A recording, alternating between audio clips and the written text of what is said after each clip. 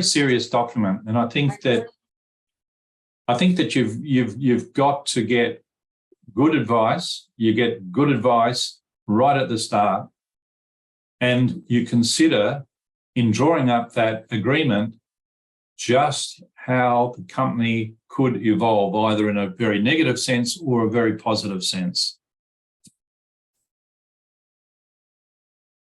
The business canvas model. This is basically what is the business model? How is the company going to make money out of products and services?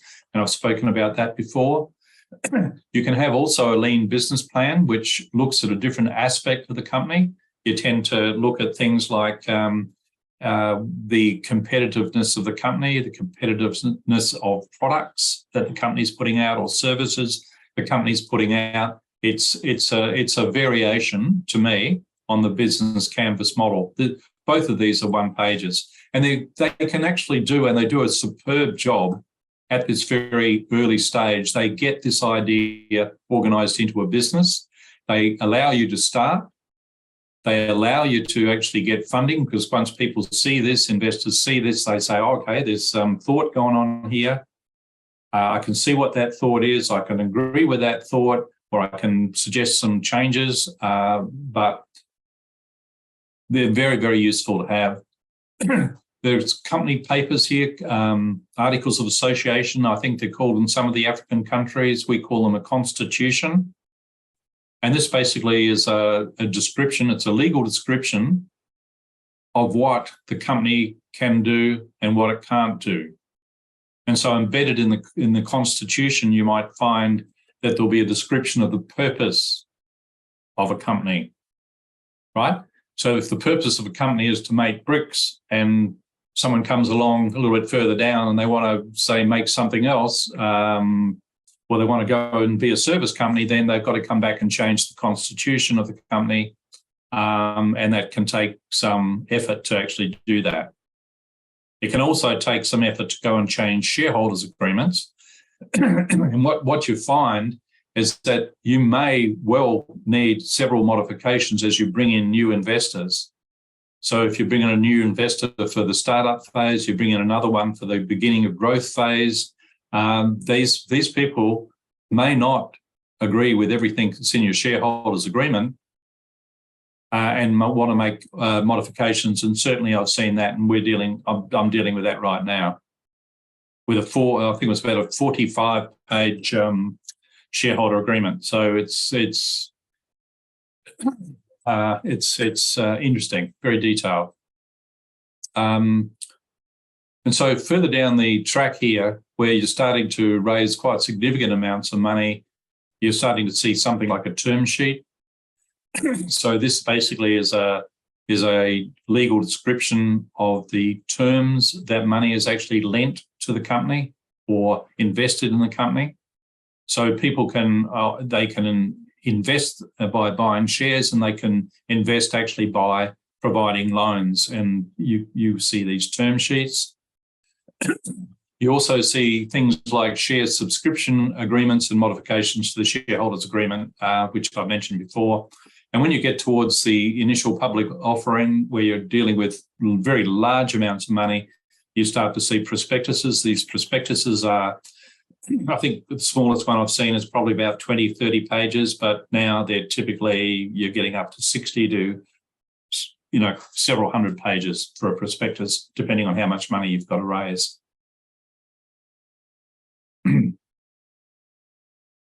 I'll just talk a little bit about the startup phase. Some of it's really, I don't want to spend a lot of time speaking about it really, because you can read this yourself. But one of the most sensitive things that I found at the startup phase is that I'm putting money in myself, and quite often I'm actually taking money from friends and taking money from family. And it may not be a lot of money that you're actually taking, but you are taking money from friends and family. And if you do want to see friendships fall out very rapidly, lose the money for them. It can sour relationships and so forth. So it's, even though you're dealing with not so much amount of money, you are dealing with relationships. and you have to be very, very careful. And certainly the way that I do it, I've actually, I front run a lot of this myself. I'm actually putting my own money at risk. I'm not asking anyone else for money. I would be asking, like I was showing back here, the co-founders, they've got to put money in because they stand to make quite significant amounts of money. So they've got to put money in, but these guys may well come months later when we've actually sorted out a lot of the risk, identified the risk, worked out how we're going to manage that risk, etc. The growth phase, that's where we're creating cash, and to create cash, you need cash. And like I spoke about before, that you just need more cash, and it really depends on how quickly you want to grow that business, how large you want to grow that business. You're trying in this phase to identify risk and to lower that risk in terms of failure rate, probability of failure rate. It's a very, very critical time, and it's where a lot of things go wrong. You don't create enough cash to pay all the bills, well, you go bankrupt, right? You can create too much cash, believe it or not, and that creates problems because there is a tendency to say, well, gee, we're generating all this money, we're so successful, we'll just expand at a greater rate than what the capacity of the company actually is. So you go into this wasting stage. So it's a growth stage, but there's a lot of waste in the company and a lot of money gets invested in the wrong things, and it can cause a lot of problems later on. So there's this growth phase that we go through. We are creating cash, needing more cash, trying to lower the risk of failure, trying to increase the probability of being able to scale and build a significant business, and that's what the growth phase is. The mature phase is basically where to me, the excitement's really gone. I've gone out of the company by now. The businesses tend to be growing at about 5% annually. You've built up really solid processes, and everybody knows exactly what they're doing and when they're doing it and exactly how to do it and so forth. And to me, the business, the business has got a little bit boring, but other people really like this. It's secure. Banks love it. It's something they invest in. They can loan money, etc. So that's the mature phase, and I'll leave the rest to you to look at. This is actually a very interesting sort of area that some people get involved in because, especially with private companies, that people don't seem to get to a stage where they want to invest more in the money. They just, everything's going all right. Everything's just humming along. They don't need to renew things, but there comes a time when another competitor comes onto the scene and starts to eat away at their business, and the business goes into decline. And if you're not really thinking about it, if you're not watching for it, that decline can be quite rapid, and it can happen without you noticing it that much as to why it's happening. And when you work out why it's happening, you then find that you can't do anything about it. It's far too late, and the business is done, right? So I'll just let you read through that, but that's the essence of what the renewal or the decline phase is all about. And certainly I've seen with some of my friends' companies that are private companies, they've actually gone into a decline phase, and whereas if they would have really looked and ran the business a lot better and tried to continually grow the company, instead of sitting on a company that might only be worth $1 million, they might have had a company that might be worth $10 or $20 million. But they weren't watching, they weren't paying attention. It was something else. There was something else going on, and they lost the plot.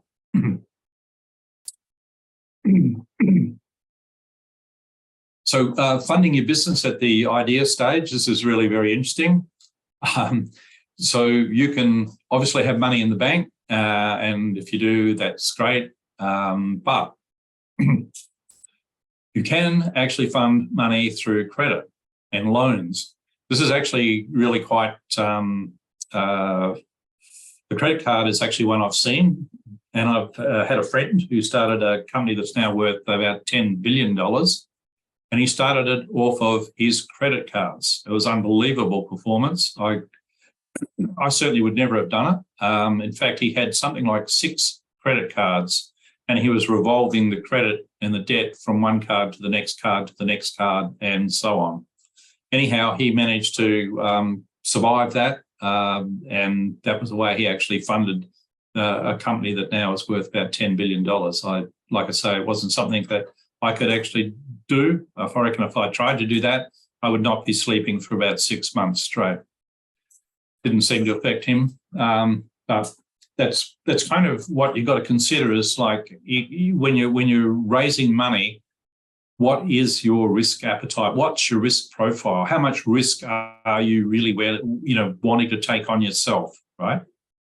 And a lot of people have trouble with this. And I was definitely in the same situation that when I was wanting to become an entrepreneur, I had 5 children, and I had enormous sorts of debt that was starting to load up. I had bills every month, so I couldn't actually do without a salary, and it really stopped me from becoming an entrepreneur for quite some years, in fact.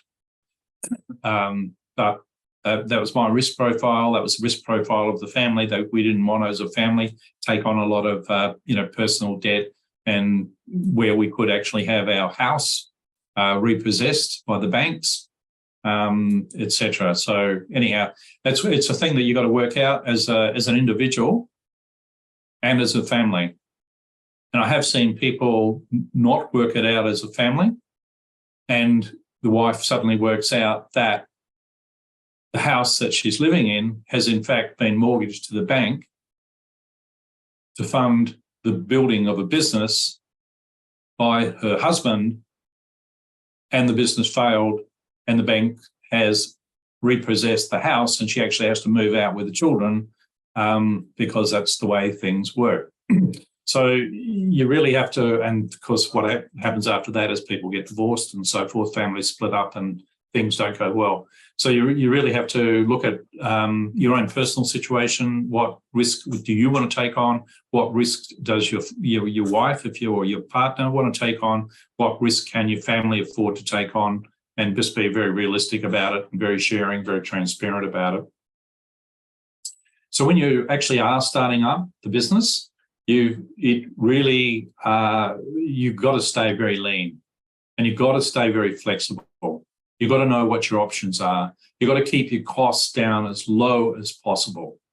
And you've got to keep your fixed costs down as low as possible. So not start buying cars and buying offices and stuff like that. That's completely inappropriate when you're starting up a business. And you've really got to go after your customers. You've got to have people in your team that are action-orientated people, like I've spoken about before. So I've talked about the different levels of funding. So seed funding, $10,000 to $200,000. You're valued at zero at the start, and you're talking to friends, you're talking to family, you're finding incubators. If they don't exist, try to engineer them, and that's what I'll be doing next time I come into Africa, is engineering these sorts of groups. There's some interesting pictures. If you've never seen Shark Tank, where people are trying to raise money for seed funding, there's quite a few different YouTubes. You can click and watch those at your own convenience. Crowdfunding is what I'm particularly interested in right now, because I think that it's a way of funding many of the ventures that I'm aware of that nurses and midwives are putting towards me.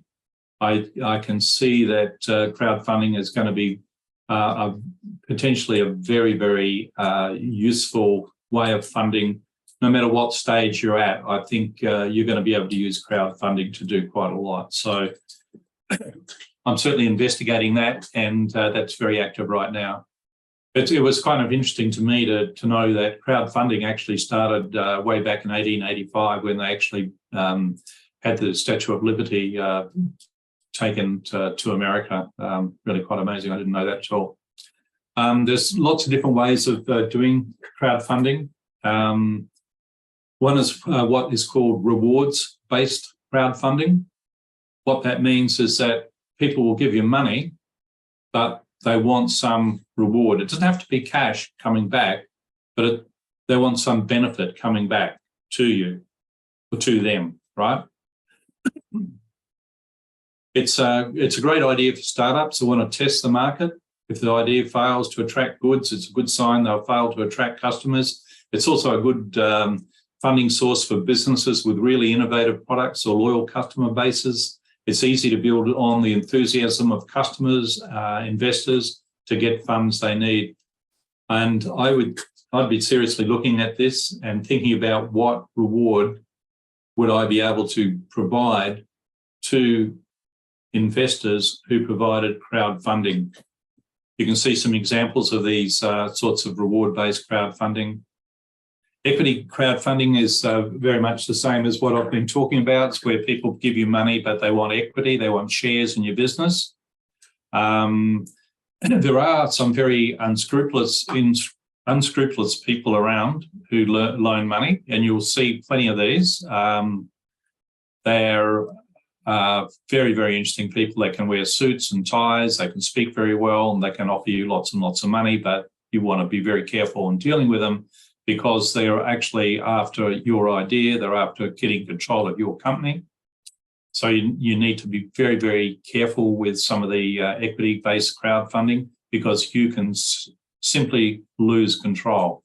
One of the things that I really don't like, and I was actually rung up about 2 months ago by someone who was wanting to invest in a company, one of our private companies, and he, lovely talk, I'd never met the guy, talked for half an hour about all sorts of things, and then he put this convertible note to me.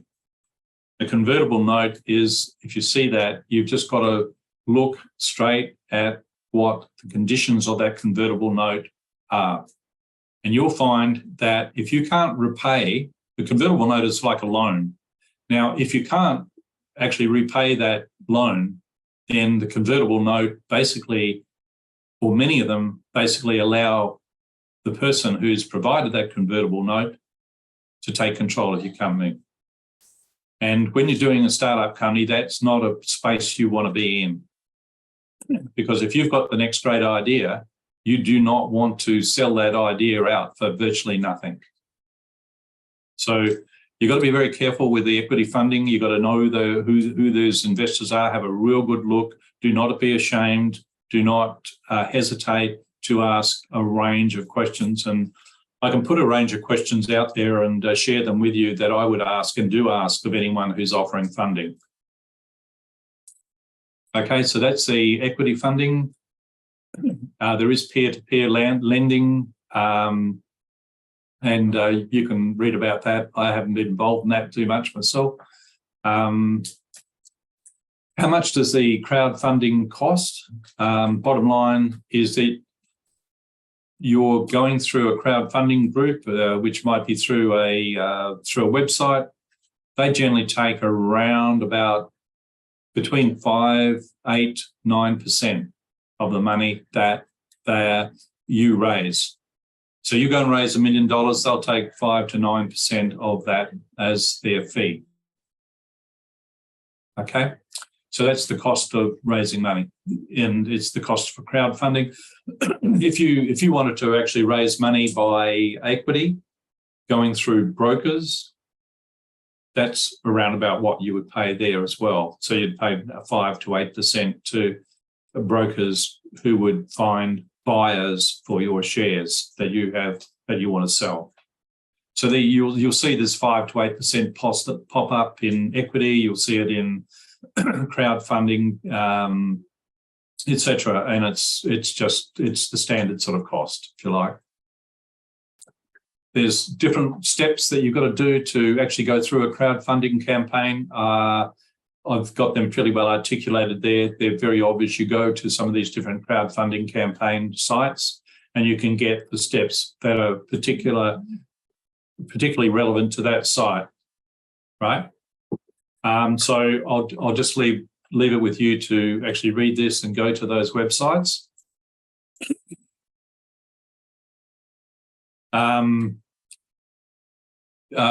There's pros and cons for the rewards-based crowdfunding.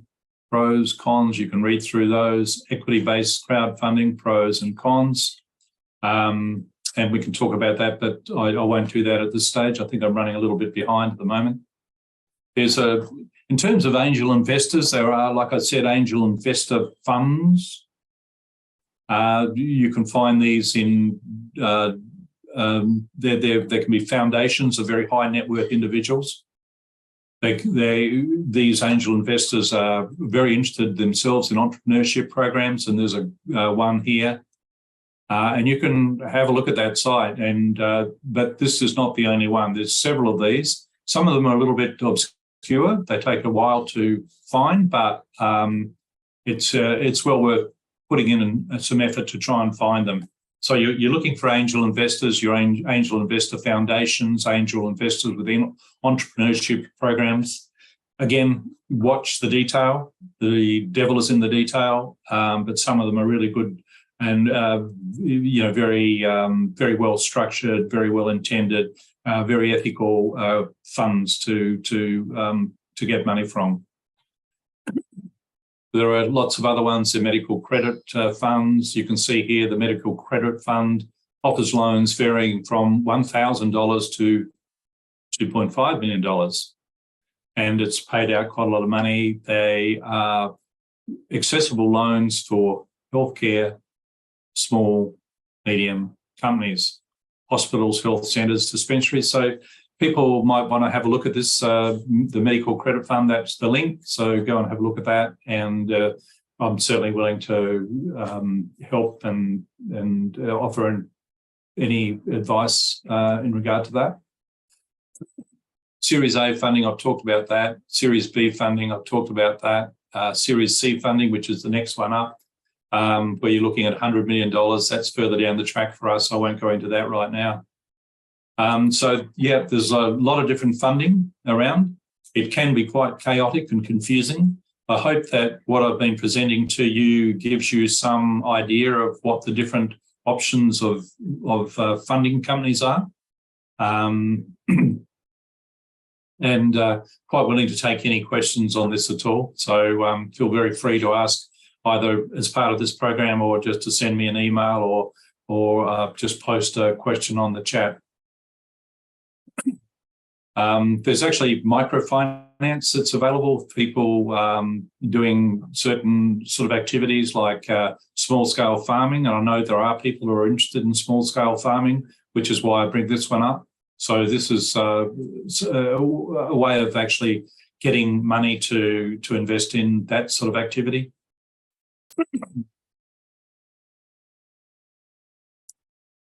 So there is digital health innovation accelerator programs that are starting up.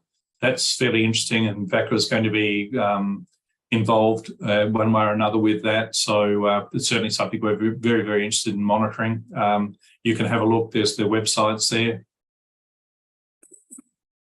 There's a lot of different investment funds. So I don't think that raising money is a particular problem. I've never ever had that problem. It really is more a case of getting the business model right, getting the company structure right, getting shareholder agreements right, getting compliance and governance right. And once you've got all of those things really honed and well articulated and well documented, you'll find that there is quite a lot of money around. And I'm sure that there's going to be a lot of these different ideas that are floating around as part of this program will be funded through one of these mechanisms or another.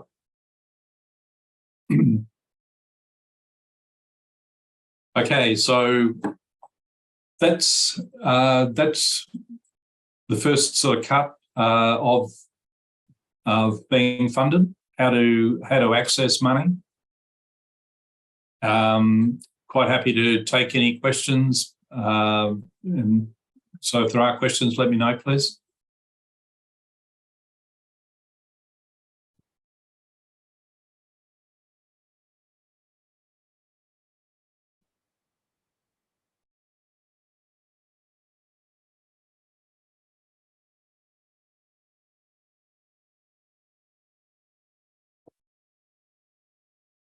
Okay.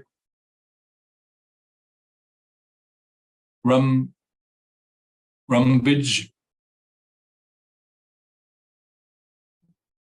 Hello, Peter. Thank you so much for the detailed presentation. My name is Rumbidzai and I am Zimbabwean. My question is more on it's focused on the initial stage. My question is, who determines the share value at the initial stage? Do you have to source auditors, or is it a random figure that you just come up with as the major investors or incubators of the idea? Thank you. Okay. No, really good question. Look, yeah. So the question is who sets the value and who sets the number of shares? Well, basically that's set by the co-founders. So in my case, I would be setting the number of shares and I would be setting that value. But in actually doing that, I have got in the back of my mind that share structure, how that company is going to evolve. So if I'm issuing shares at 1 cent, I've got to be thinking about, okay, that's very good to start with. How much value am I going to be able to drive to before I need to go and get more money, right? So it's a little, I guess, a little bit of a trial and error. But if I try to give an example of it, say that you and I are going to start a company, and to really get it to stage 1, that is that we have a clear product. We have we've done a lot of market research, and we really know we're going into this market segment, and this market segment is such and such a size and worth so many dollars and so forth. So you say we need $25,000 to get to that definition, then the next question comes is, how much money would I need to go to the next stage after that? And if that is $100,000 or it's $200,000, then I've got to be talking about raising, selling shares, and how much would I be selling shares for there? And I will not be selling shares for the same price as what I bought the shares at, right? So if I go back, perhaps I'll just have a look at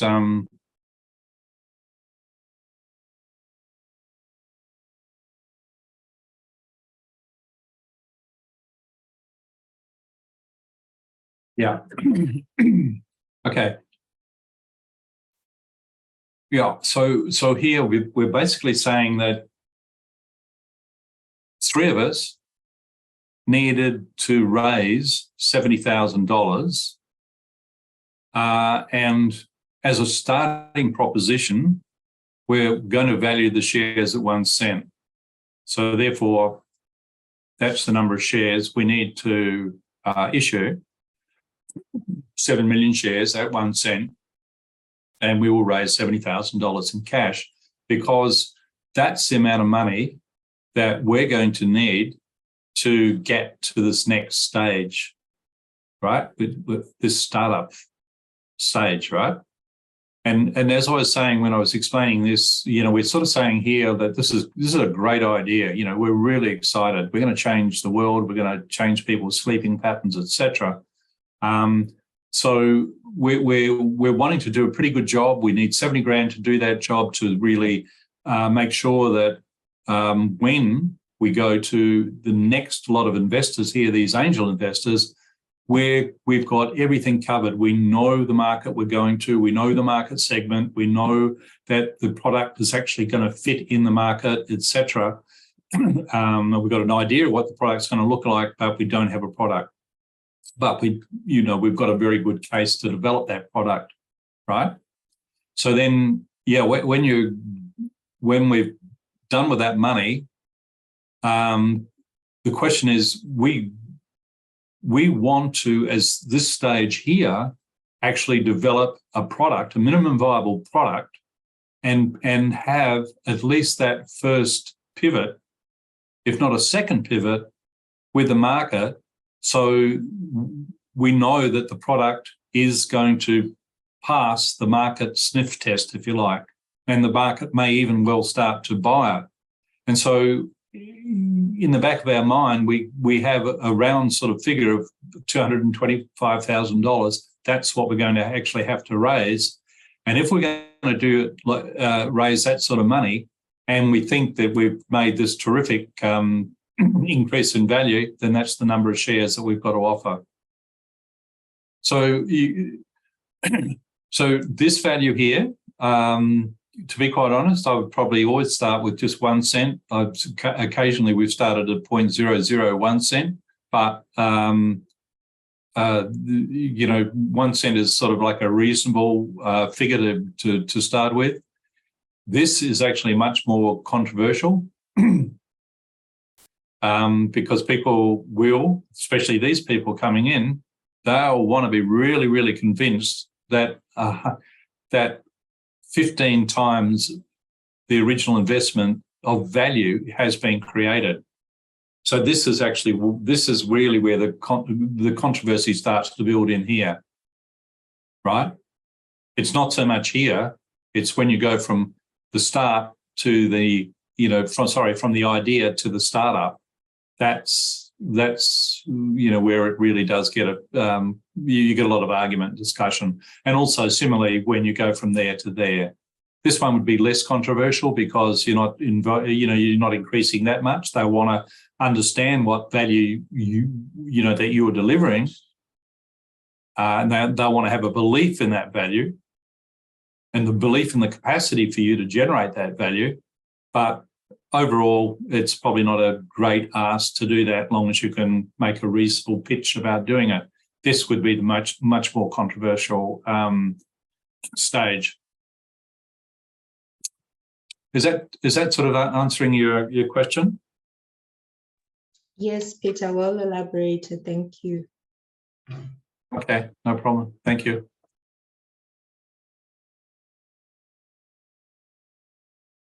Okay. Yangama, are you there? Yes, Peter. Are there any questions from yourself? Not at this stage. I've Not, understood. I thought there in the comments section, everyone is commenting that nice presentation. So there's some feedback for you. Okay, all right. Yep, I can see that now. So okay, that's good. So people can just put the questions out as we're going along, send emails, etc. in, so it's a case of actually trying to read through all this material. I did not go over everything because it just takes too long to do that. So if people, when they come to read through, and I would really, I'd really encourage people to read through. If you've got questions, just post them out by email, and they'll be answered. Okay, so if you want to have a break now. I have a question. Okay. Yeah, I'm Lillian from Malawi. Yes.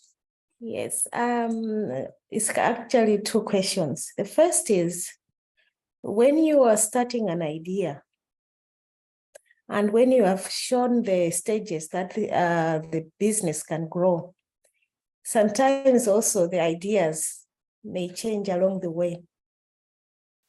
how do we deal with that situation? And of course, when you are changing, it could be that maybe other people will come in with the inputs. How do you treat that in terms of shareholding? The second question is, I reflect on the example that you gave, where you are starting up a business and you have used your family property as a collateral. And then if I'm looking at the 3 people starting up together, does it mean that people have to have equal shares, or maybe the actual, conceiver of the whole idea might invest more in other ways? I don't know how that can be treated. Thank you. Okay. Yep. Okay. Yep. There's 2. That's actually 2 really good questions. So when you start a business and you let's just say for simplicity's sake that you start with idea number 1, but you find out that, let's just say, there's a better idea, right? And Yes. the better idea means that you will do something different, but because it's a better idea, it actually earns more money, makes more money for you, and it makes more sense for you to invest your time and your money in that better idea. Well, I just would be changing across to that better idea, right? If the better idea came to you from outside of the company, then you actually have to think about how you deal with that. You can deal with that by, so this is by, so if you got 3 co-founders and you started on idea number 1, but someone else came out and said, oh, there's another idea here, maybe you should have a look at that, then you should think of whether you offer that person to come into the company as a co-founder and have the same sorts of power and, shares and so forth if they put their idea in. That's the kind of thing. How do you reward a new idea that comes external to the company? How do you reward an idea that's actually generated from within the company? Some of these things are actually quite, it's not at all black and white as to how you deal with it. But certainly you've got to deal with it. You've got to, the only thing in my experience is that you've got to really be very honest and very transparent in your dealings with new ideas. You want new ideas to come out. Say if you've got a company and you've got 5 people in the company. I mean, basically, in my sense, I'm always wanting to improve on the ideas in the company, to improve on my ideas. I don't think that for 1 minute that all the good ideas actually come from me. They're going to come from another person, and they can come from the fact that you've got 5 people and you're all sitting around a table and all contributing to the development of a new idea. So there's a lot of different ways that ideas can come about. But if it's a better idea than the one that you're sitting on, then and you can actually use that idea, then I would go for it. And the only question is, how did that idea, how was it developed? Who is there additional ownership that should be granted, by the company in terms of shares and so forth, that kind of thing. So it's not black and white. The answer is not black and white, but it's something that you really just have to deal with in a very ethical and very transparent way and very open fashion. And it can, there can be a lot of differences of opinion about about what ideas are worth. In fact, that's one of the reasons I became an entrepreneur, because I had problems with the value that people would actually put on my ideas. I always thought that they just there was no foundation for some of those values, and I'd much rather have a marketplace put a value on my ideas than an individual. So anyhow, I hope that's answered that question. The other question you asked about, if you're starting up a company and you've got several people and each of those people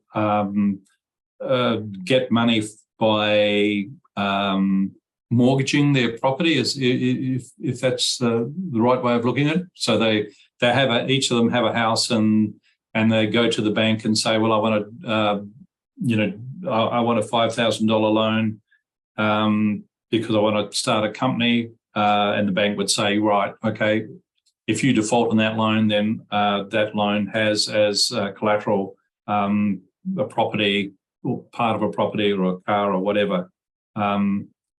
Is that the question you're sort of asking? Of course, yes, but I was looking at, do we have a cushion for those situations where maybe somebody might need to have more shareholding because of the additional risks that they have taken to contribute in the company? Yeah. Well, I think that's a thing you've got to agree with. Like your co-founders. So there was an example there where I think it was Jill got 2.5 million shares and the other co-founder got 1 million shares. And the agreement there that is implied by that is that they've sat around a table and said, well, look, Jill, this is really your idea, but it's not 100% your idea, but it's probably 80% your idea.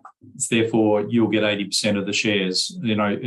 It's a conversation like that that's got to go on.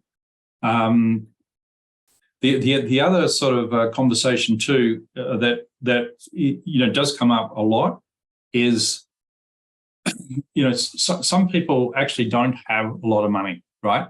So they can't go and put $5,000 into a company and in that way they get whatever it is, 1 million shares, okay? They just don't have that money, but they're willing to put their time and plus or minus their idea into the company.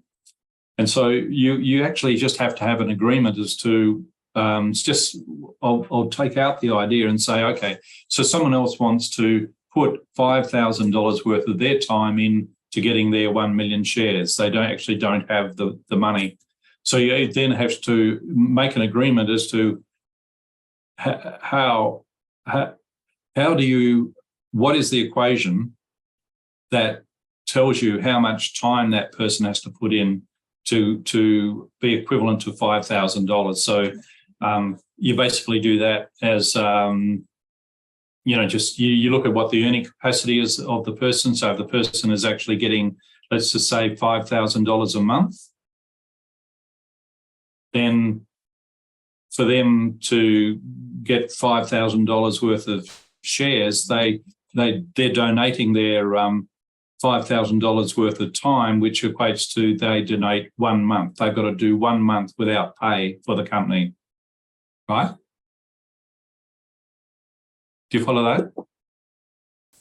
Yes. So it is like equity shares, is it?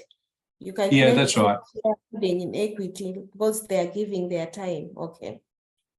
Yeah. And people have done that in the companies that I've been with. I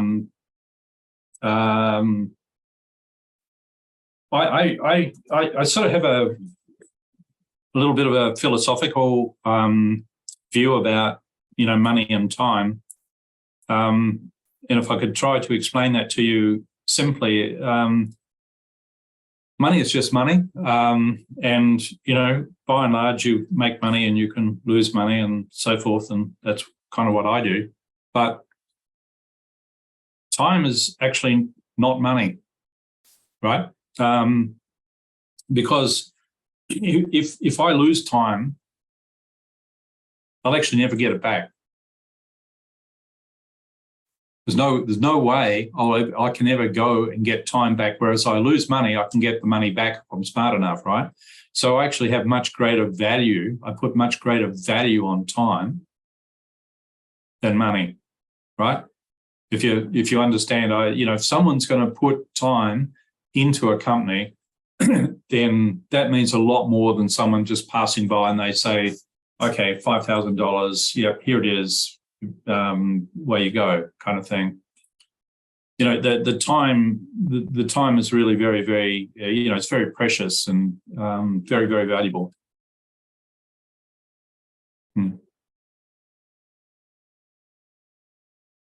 Okay, Gamu? Hi, Peter. Gamu here from Zim. So you've kind of answered my question, because I was going to bring you back to the issue of shares and ask that, is it possible to issue out the shares according to the time and effort that one of the co-founders is putting? So yeah, I'm answered there. Yeah. Yeah. Yeah.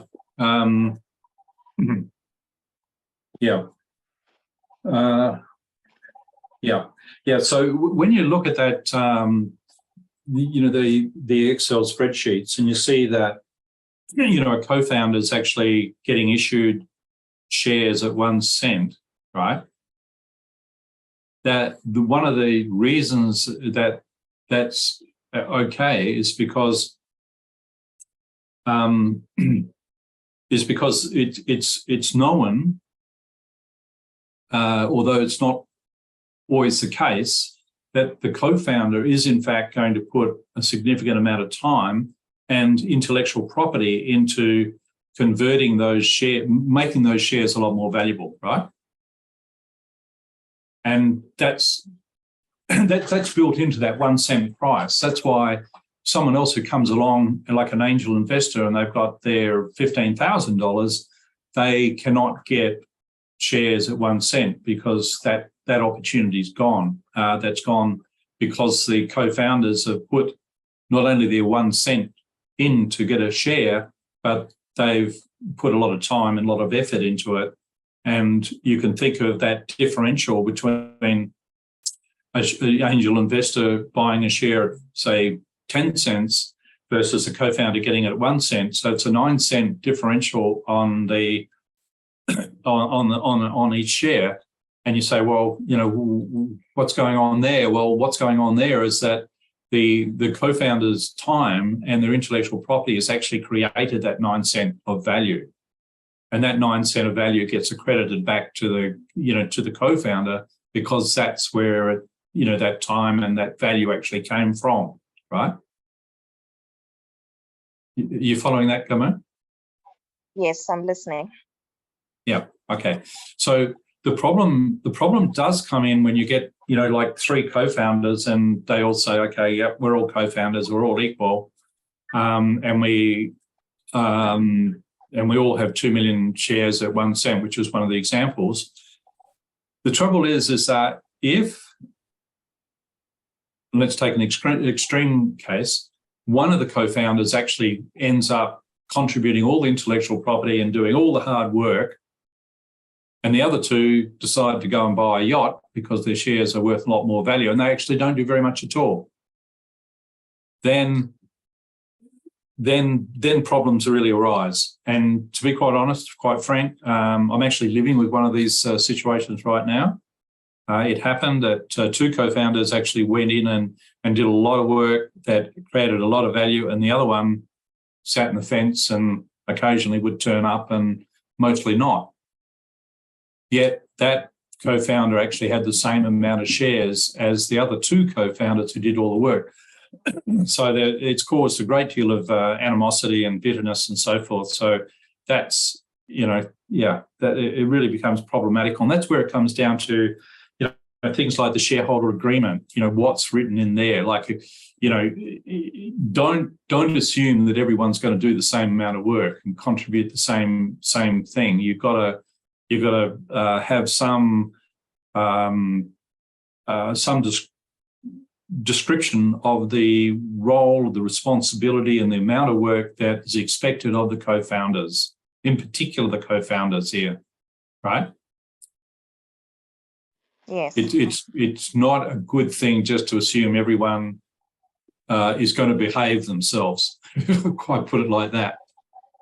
That's why I was saying those shareholder agreements, they really need to, you need to look at those, you need to think about them very clearly. And yeah, I could probably get some some reports and some analysis that, shared with you about shareholder agreements, but they can be a cause of a great deal of animosity and a great deal of, well, it can actually end the company, that the company won't go forward because the co-founders just disagree, and it becomes almost like a violent disagreement such that they don't talk to one another, so they don't cooperate with one another, and things just don't turn out properly, right?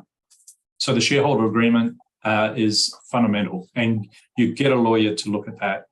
And the advantage of getting a lawyer is at least the lawyer is meant to be and should be, you have to check this, that they are completely independent of all the co-founders, right? Yeah. Yeah, thank you for that. Okay, I hope I answered your question. Yes, you did. You well elaborated. Thanks.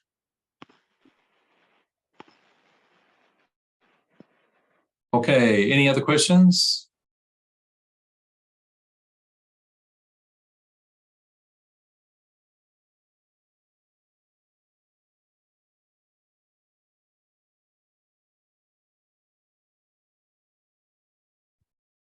Okay, so yeah, it doesn't look like.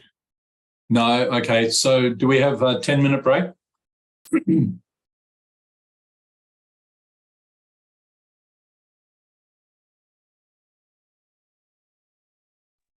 People Yes, like a 10-minute break? 5 minutes? Yeah, thank you. Okay. 10 minutes, so be back in 10-minute time then. Thank you.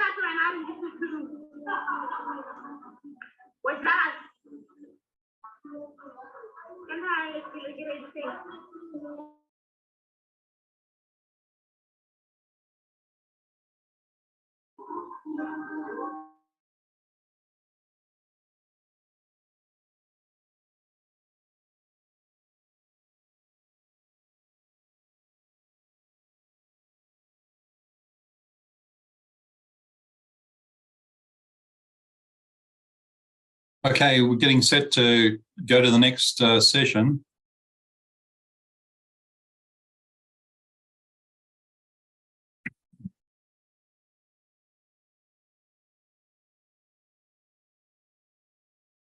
This is really about the legal considerations.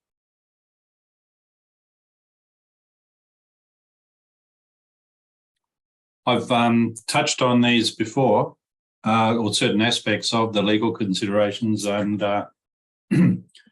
the importance of these is that if you don't actually build on the right legal structure, there's a very high likelihood that you won't raise money.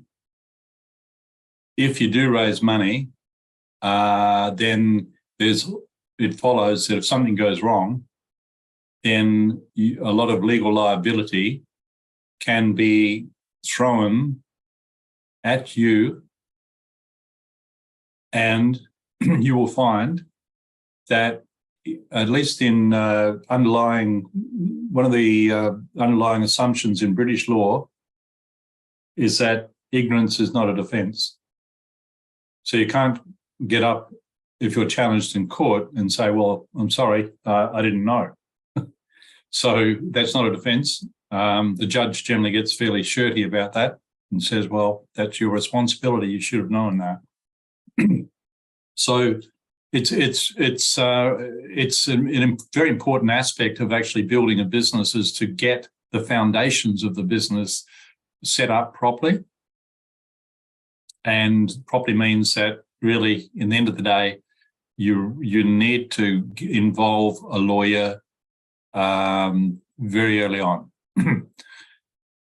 You could say, well, no, I will just wait. I'll just get a little bit further down the track. Well, it turns out that getting further down the track actually can make it more complicated and it can actually cause more problems than it solves. So it's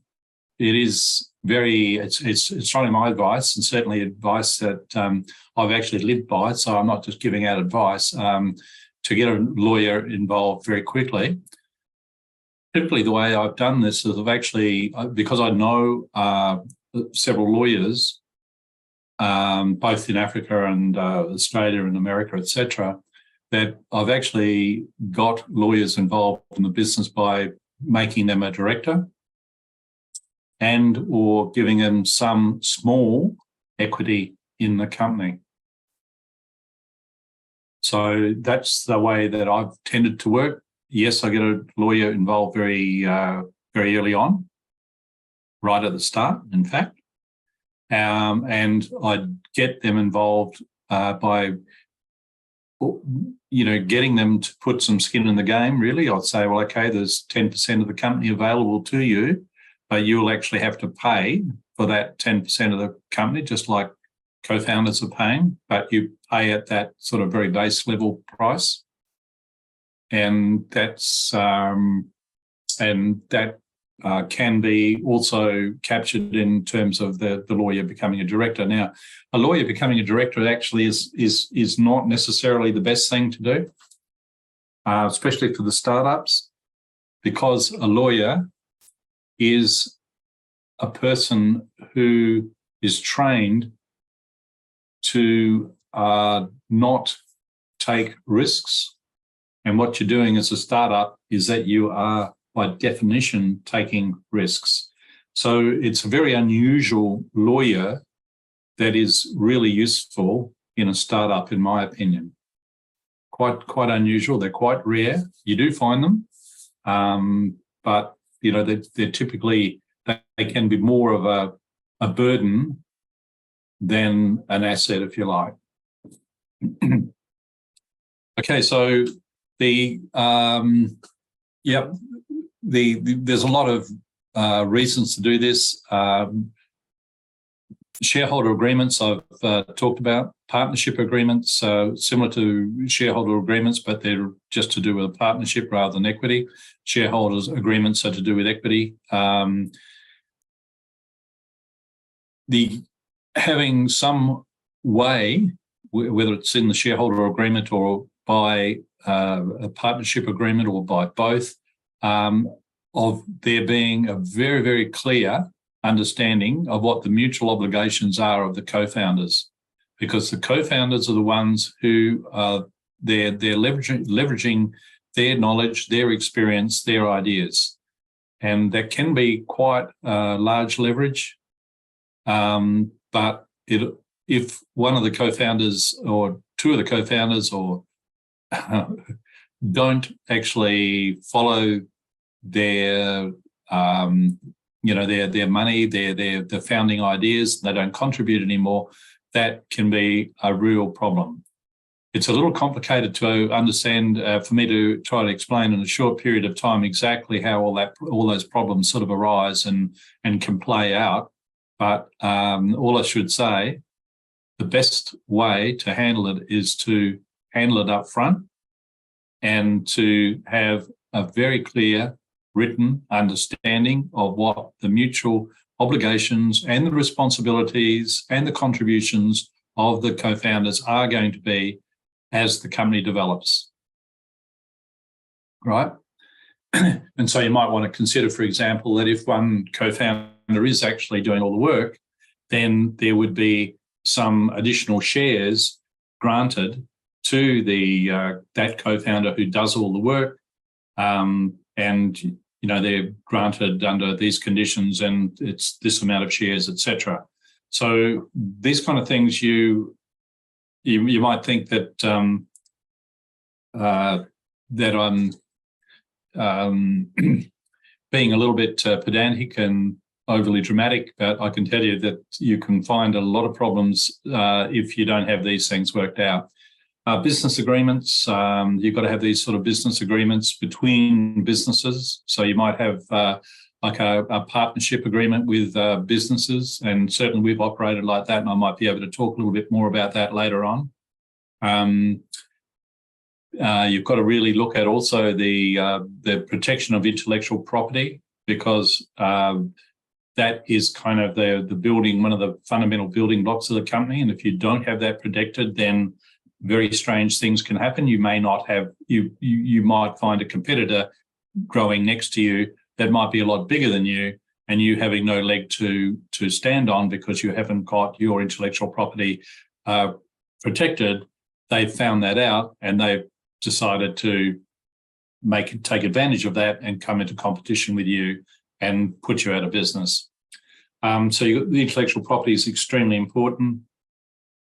Understanding of all the state and national relevant laws and their obligations, that's actually quite important. And that's one of the reasons that I've always really tried to get lawyers involved with the company, because there's only so much you can actually do as a person. You can't understand everything. You can't do everything. You've really got to get some expert opinions on tap, and preferably aligned with your business.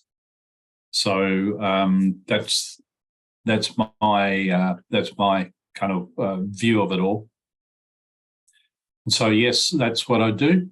I get a good commercial lawyer on board as soon as possible. But having said that, it's very, very handy to know what the kind of the real crunch points are in law, so that you can ask the right questions of the lawyer. Because if you can't ask the right questions of the lawyer, lawyers can talk for a long time, and it can be very expensive. So you really want to know what do you need a lawyer to look at? What are the key questions and the key variables and the key dimensions of these agreements and so forth? And you need to be asking the lawyer and directing the lawyer as to what the lawyer needs to provide, right?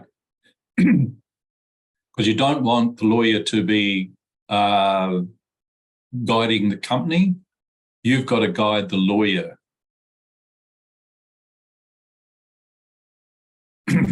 Okay, so when you're looking at setting up a business, there's a lot of different things to consider. There's the choice of business structures, the documentation of those business structures. There's your employer responsibilities as you employ people. What are those? You tend to get into employer share option schemes and things like that. That's also very, very important, especially in the startup phase, because these sorts of option agreements and option plans, share option plans, really do give proper alignment to key members of that startup team. So it's not just a matter of the co-founders actually getting alignment through their shares that they get granted at the start.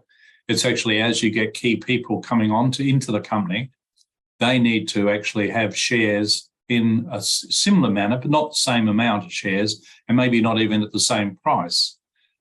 Typically, it's not at the same price, but they need to get some kind of incentive beyond just getting paid a salary to contribute and to help in growing the company. Intellectual property, you've got to figure out just what is the intellectual property and how best to protect it. So your job is to actually define what that intellectual property is. You then take that information and ask a lawyer, how would they protect that property? Various ways you can do it. The partnership agreements, they're can be quite complex agreements. They need to be defined by a lawyer. Shareholders agreements are spoken about, etc. When you're looking at that choice of a business structure, the documentation, there's quite a few variables to look at, very important factors. Like how does the business actually, and how do the founders actually maintain control of the business? How do they lose control of the business, or how could they lose control of the business? So this is actually something that's it's a key consideration when you're structuring the business. The cost and complexity of the formation of the business, sometimes, especially if you're going global, it can be extremely costly and complex to actually set businesses up. And I wouldn't want to go into that, but you can end up with businesses domiciled in islands in the Atlantic Ocean for taxation efficiency reasons. You can end up with small companies in each of the different countries. You can end up with holding companies, etc. So there's a never-ending sort of complexity of formation that you can actually set up. But the question really is just how can you make the business as simple as possible and no simpler? That's the kind of question I go after. I know I can build up lots of complexity, but I really want to just make the business as simple as possible to achieve my goals. Okay, so limitation of liability. So you don't want a lot of liability hanging on yourself.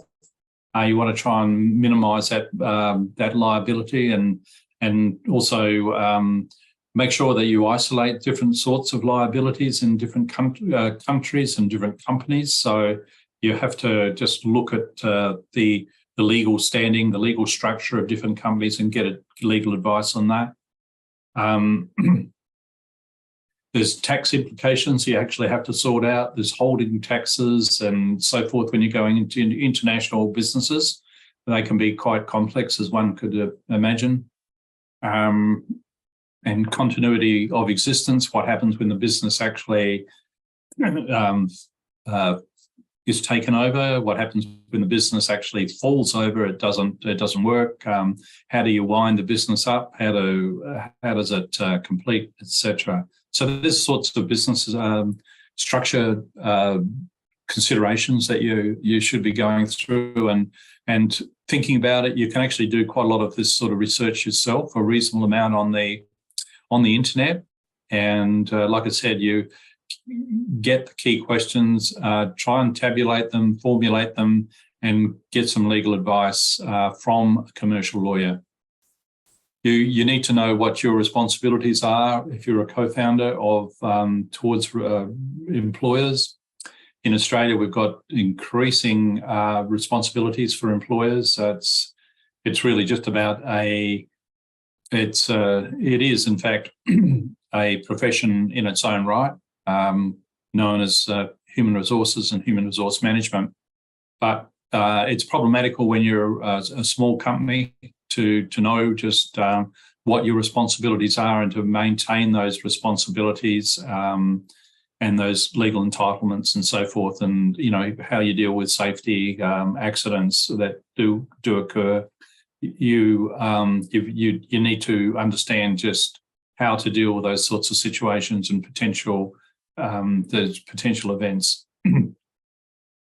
Intellectual property is something that I've been dealing with for a long time, mainly because I've created intellectual property and I continue to create intellectual property. It can be very, very confusing and just not clear at all how to handle intellectual property, how to protect it. Because in some senses, and we've actually done this, one of the ways we've protected our intellectual property is actually just we haven't let anyone know what we do. So it's called a trade secret, and we simply don't talk about any of the details. We don't let any of the details out about what we do. No one really will know it. Anyone who works with that company has to sign an agreement that basically says that on them leaving the company that they are to keep all information confidential and to not behave in any way that conflicts with that information and with the knowledge and with the business. And that's the way we've actually operated in some of the companies. Other companies say, well, okay, anything that is really patentable, we should actually take out international patents, and we certainly have done that as well. But the taking out of international patents as being a way of protecting intellectual property means that you actually have, going out into the public domain, you have a very reasonable description of your intellectual property because that's in the patent. And so you do find that that people do read those intellectual patents, property patents, and there are ways around them. And I guess one of the things that you've got to keep in the back of your mind is that those patents are, and no matter whether you've got a lawyer or what to actually draw the patents up, they'll do their best effort, but they will never provide a guarantee. And I'm certainly not aware of them ever providing a guarantee that the patent will be what they call a defendable patent. That is, that you can go to a law court and say, well, I've got this patent and these people over here are encroaching on my patent and I'm going to sue them and I'm going to claim millions of dollars. Well, that may or may not be the case. What actually happens is that the judge makes that decision, and there is no guarantee that the judge will make a decision in your favour that the patent is valid and there has been encroachment of the patent. So yes, you can go to a lot of trouble, you can go to a lot of expense, you got a lot of time and draw up patents, but you may not have the protection that you think you do have, and you will only ever find out when you have to go into a court to challenge the patent. So you can license your intellectual property, you can register any intellectual property, as I've been talking about. There are patents, there are trademarks. Trademarks are actually quite interesting. So if you come up with a logo that's particularly an attractive logo, you register that as a trademark. And so no one else in the world can actually take your logo and use your logo. And same for words.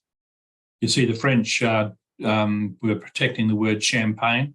So no one else in the world can make champagne because the word champagne is really trademarked to a French company.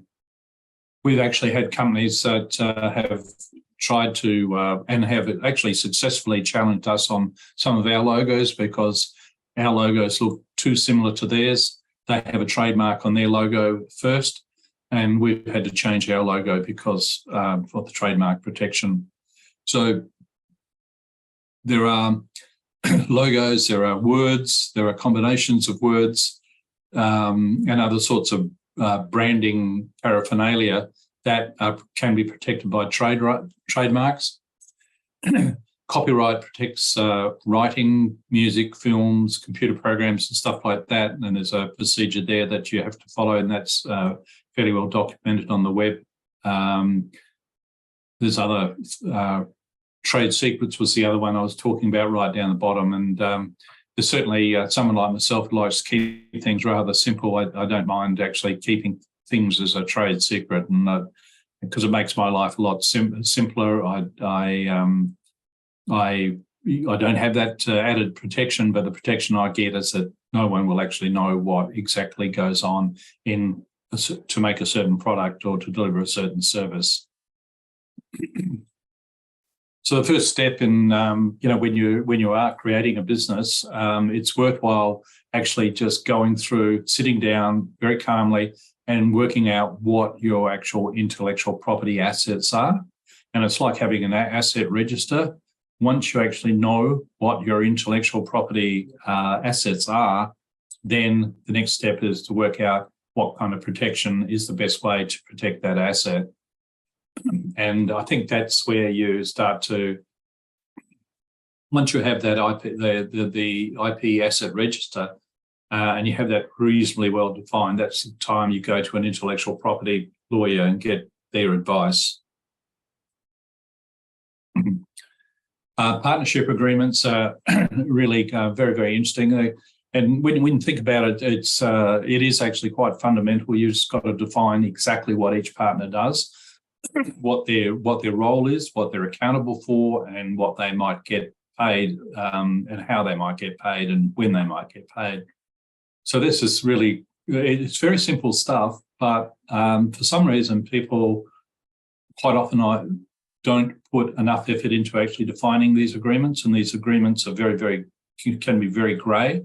They can be very contentious, and so later on down the track, when the company turns out to be a very, very valuable company, there can be a lot of legal action that relies on reliance of and documentation that's in these partnership agreements. If you don't have that documentation, it comes down to he said and she said, and then they said, etc., and that gets very, very, very, very expensive.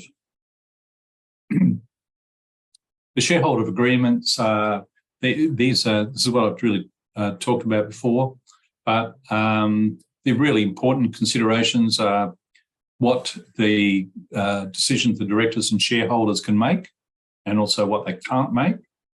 How often do directors and shareholders meet? How often do directors meet? How do you sell shares? Who can you sell shares to? What's the process of selling shares, right? So, for example, in some companies, they have some clauses in there that if somebody wants to sell their shares, an original shareholder wants to sell their shares, they first must offer all of their shares that they want to sell to all of the existing shareholders.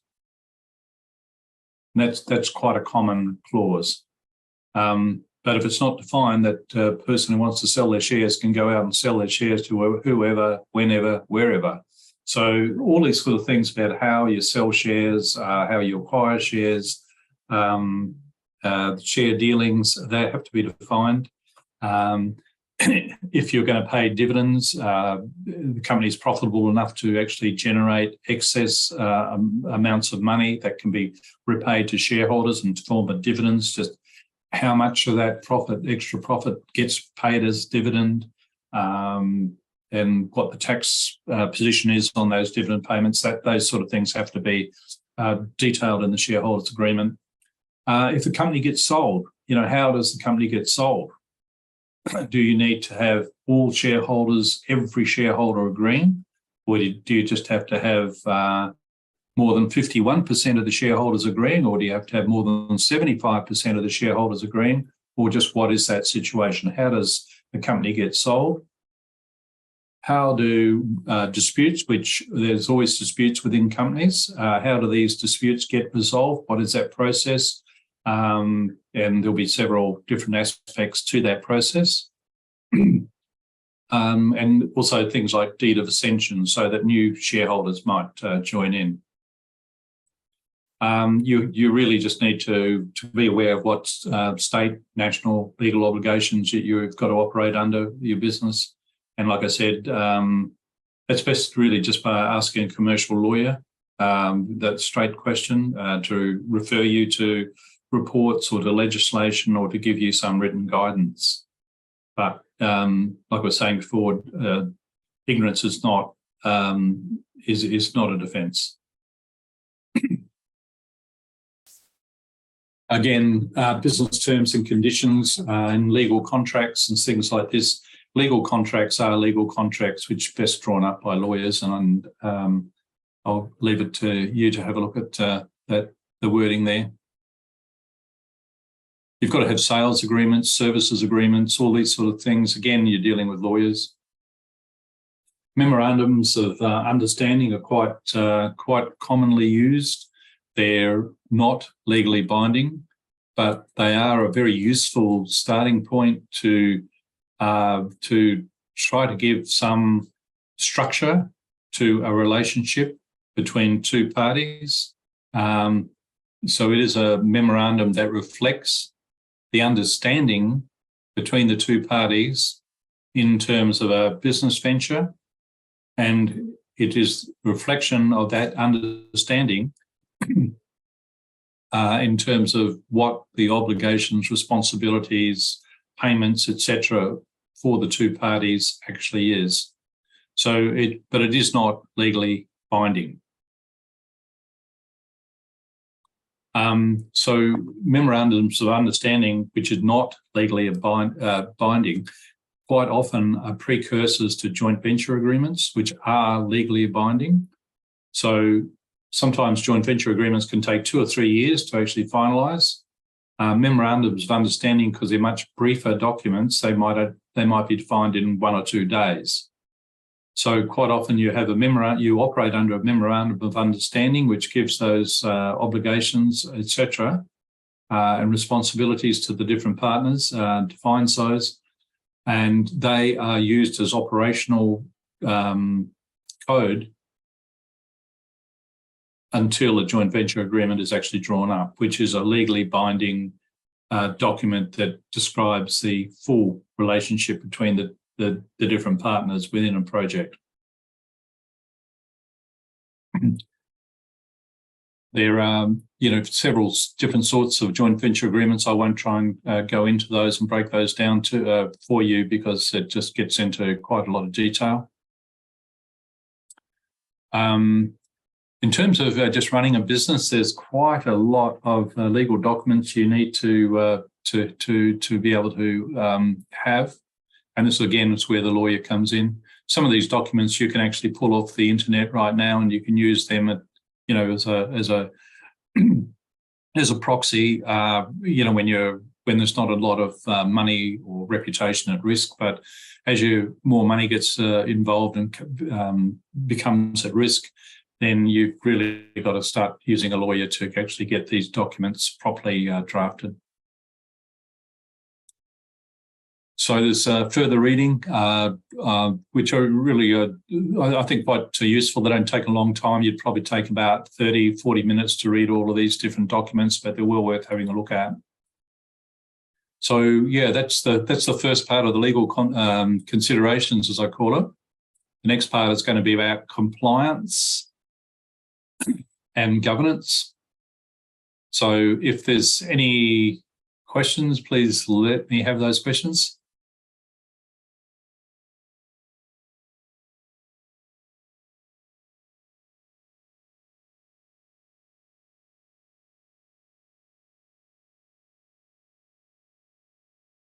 Hi, Peter.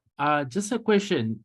When you are kind of starting and the business is taking up, would you need to set aside some funds for future legal problems? Like set aside proactively? Yeah, look, certainly. Those documents. So if you're operating in Australia right now, you can get different documents like constitutions and shareholder agreements. You can get these copies of these for quite cheaply, really. But the devil is in the detail, and the shareholder agreement, it's a general shareholder agreement that's shared, in the internet, is really going to miss the detail of what is required in your business. So you do actually have to get some guidance from a lawyer in terms of what you tell the lawyer what your business is, to tell them how many people are going to be shareholders, at least initially, how the business is going to try and grow, and you actually have to. It's best just to ask them as to whether they can provide a document that covers the different aspects that you see as being important and the lawyer knows as being important, right? So you will need legal advice. I know in Australia the legal advice comes at about something like $400 an hour. So when you're talking to lawyers, you need to be prepared to talk to lawyers and be very aware of the questions you should be asking them.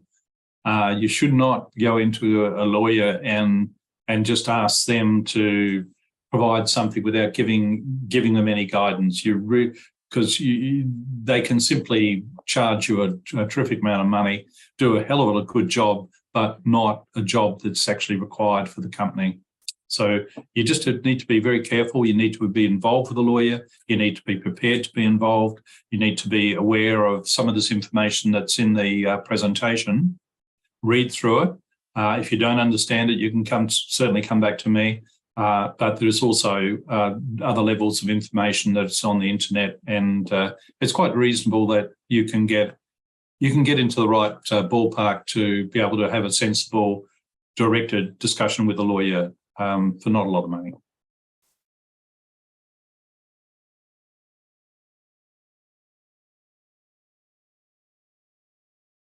Peter, just as follow-up, I think, is there something like legal insurance at all? Or risk insurance that you can take to be able to help you with, let's say you're being sued for intellectual property or something like that?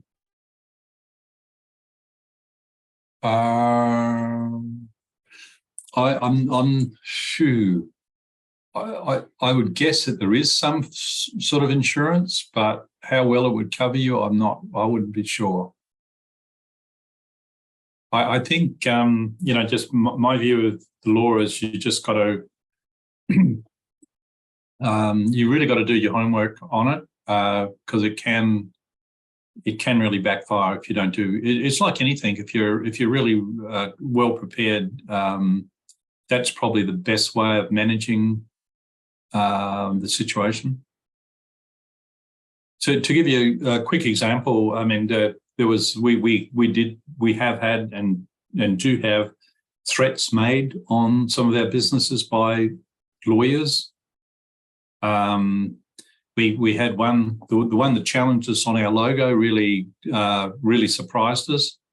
It seems that there was a lawyer that was just sitting down, and maybe it wasn't even a lawyer, it was a legal clerk, who was just looking at logos and trying to work out whether, which logos, because logos are always appearing every day, there's new logos, which logo was close to a logo of the company's, and they found that our logo had several similarities, and they challenged us, and we took the view that yes, we could actually challenge them. There was enough differences that we could possibly even win it in the court, but it would actually take us thousands and thousands of dollars. It would distract us by months in actually trying to go and do the challenge in court. So we just basically redesigned our logo and went our own way. But in redesigning our logo, we took a lot of care and consideration as to whether our new logo was anything close to anyone else's. So we did a lot more homework.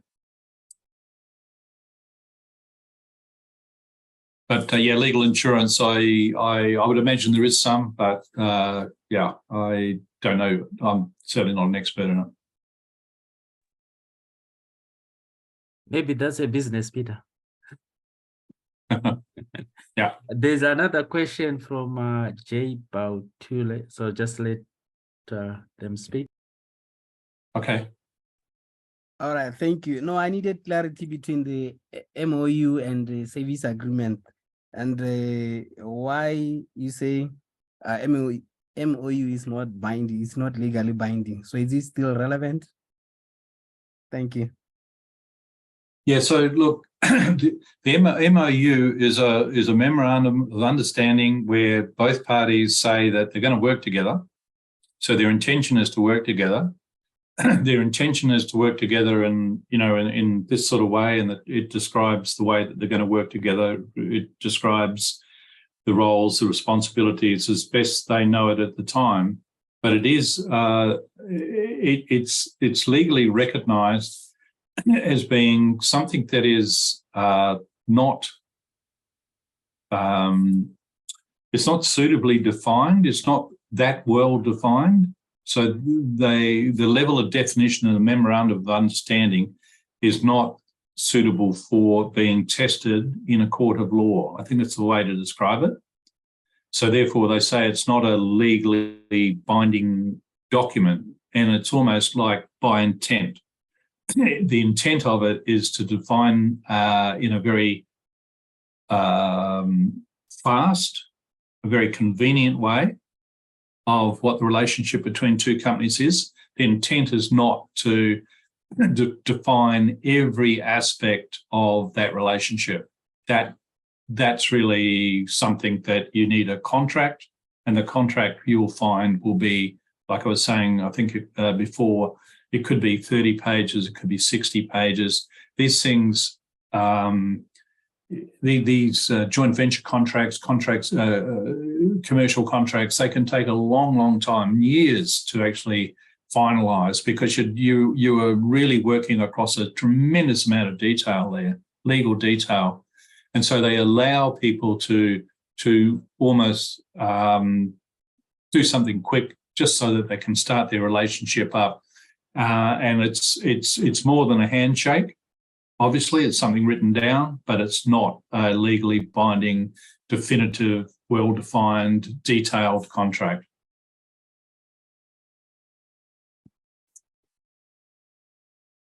Is that okay?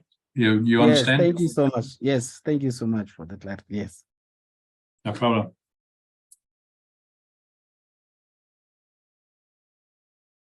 Any other questions?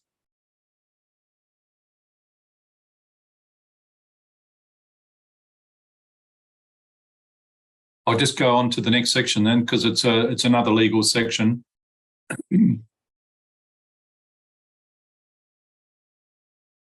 So just stand by while I change a few things.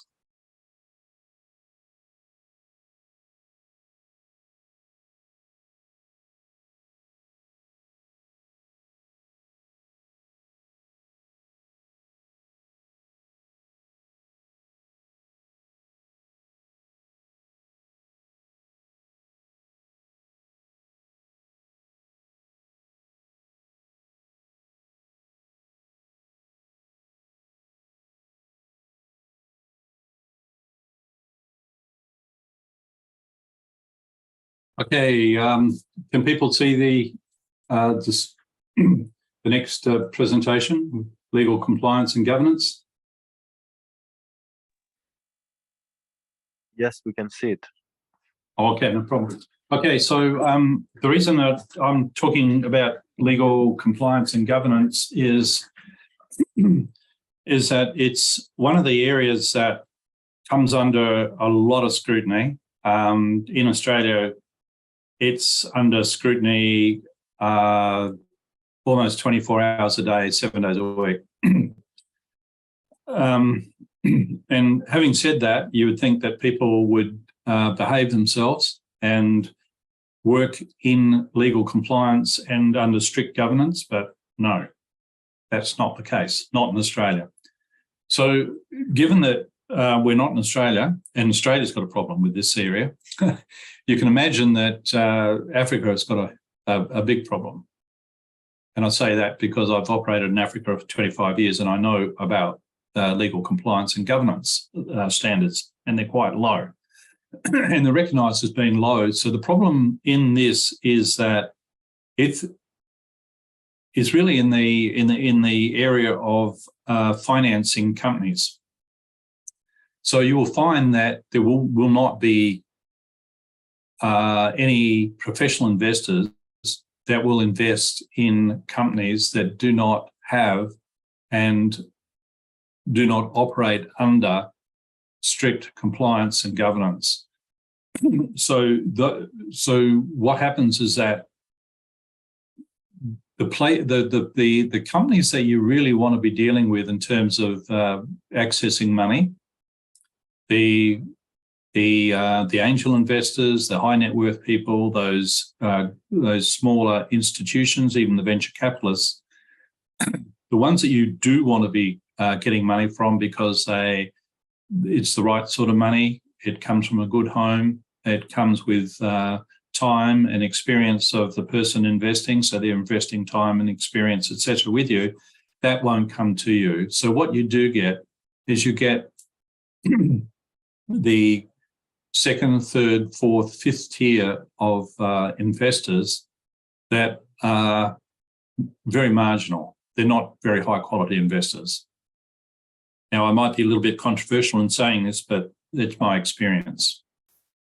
So for me, what I'm particularly interested in is actually starting companies that actually have the right degree, the right procedures, the right governance and compliance standards from the start. Because then once you've got that and you can demonstrate that and you can put your hand on your heart and say, yes, we do have proper governance, we do have proper compliance, and here it is, you can see it, and you can see us, we walk the talk and all that kind of thing, then raising money, and in particular raising money for ventures in Africa, but not only Africa, Australia's the same, becomes a lot easier. So that's why I'm talking about legal compliance and governance. That's why any companies that VACA would be involved in will have to have proper legal compliance or governance, and otherwise it's just too difficult. Okay, so just very quickly, what a company looks like. Nice little diagram here. You have shareholders that purchase shares in your company. You have a board of directors, and they interface with the shareholders. They're responsible to the shareholders. The shareholders, the other word you can use for shareholders, they're the owners. They are the owners, they own shares, and they own a percentage of the company. The board of directors, the person who looks after the board of directors is a chairperson, and the chairperson is generally either a lawyer or a very experienced company director. The board of directors are generally people that can be co-founders, or they can be representative co-founders, but also they have the right experience and network of contacts that can bring a lot of value to the company here. So the company actually is run by a chief executive officer or a managing director. If it's a managing director, the difference in Australia is that the managing director is actually a member of the board. If it's a chief executive officer, they're not on the board. So a chief executive officer would not necessarily go to the entire board meeting and would not be voting on any matters. Okay, then you have a chief operating officer and you have a chief financial officer. The operating officer operates the business, and the financial officer operates the finance and makes sure the money's coming in and money's going out, etc. So this is just really kind of a very, very high level of what a company actually looks like. You've got owners, you've got a board of directors who really communicate to the shareholders, the owners. The board of directors is run by a chairperson. You can have a chief executive officer who manages the day-to-day running of the company. The board of directors might only meet once every 3 months. They tend to focus mostly on the strategic sorts of matters for the company. That is the longer term aspects of the company. The chief executive officer has really got to be looking at the day-to-day, minute-to-minute sort of operations of the company. And they've generally got people like a chief operating officer and a chief financial officer to assist them, and even more.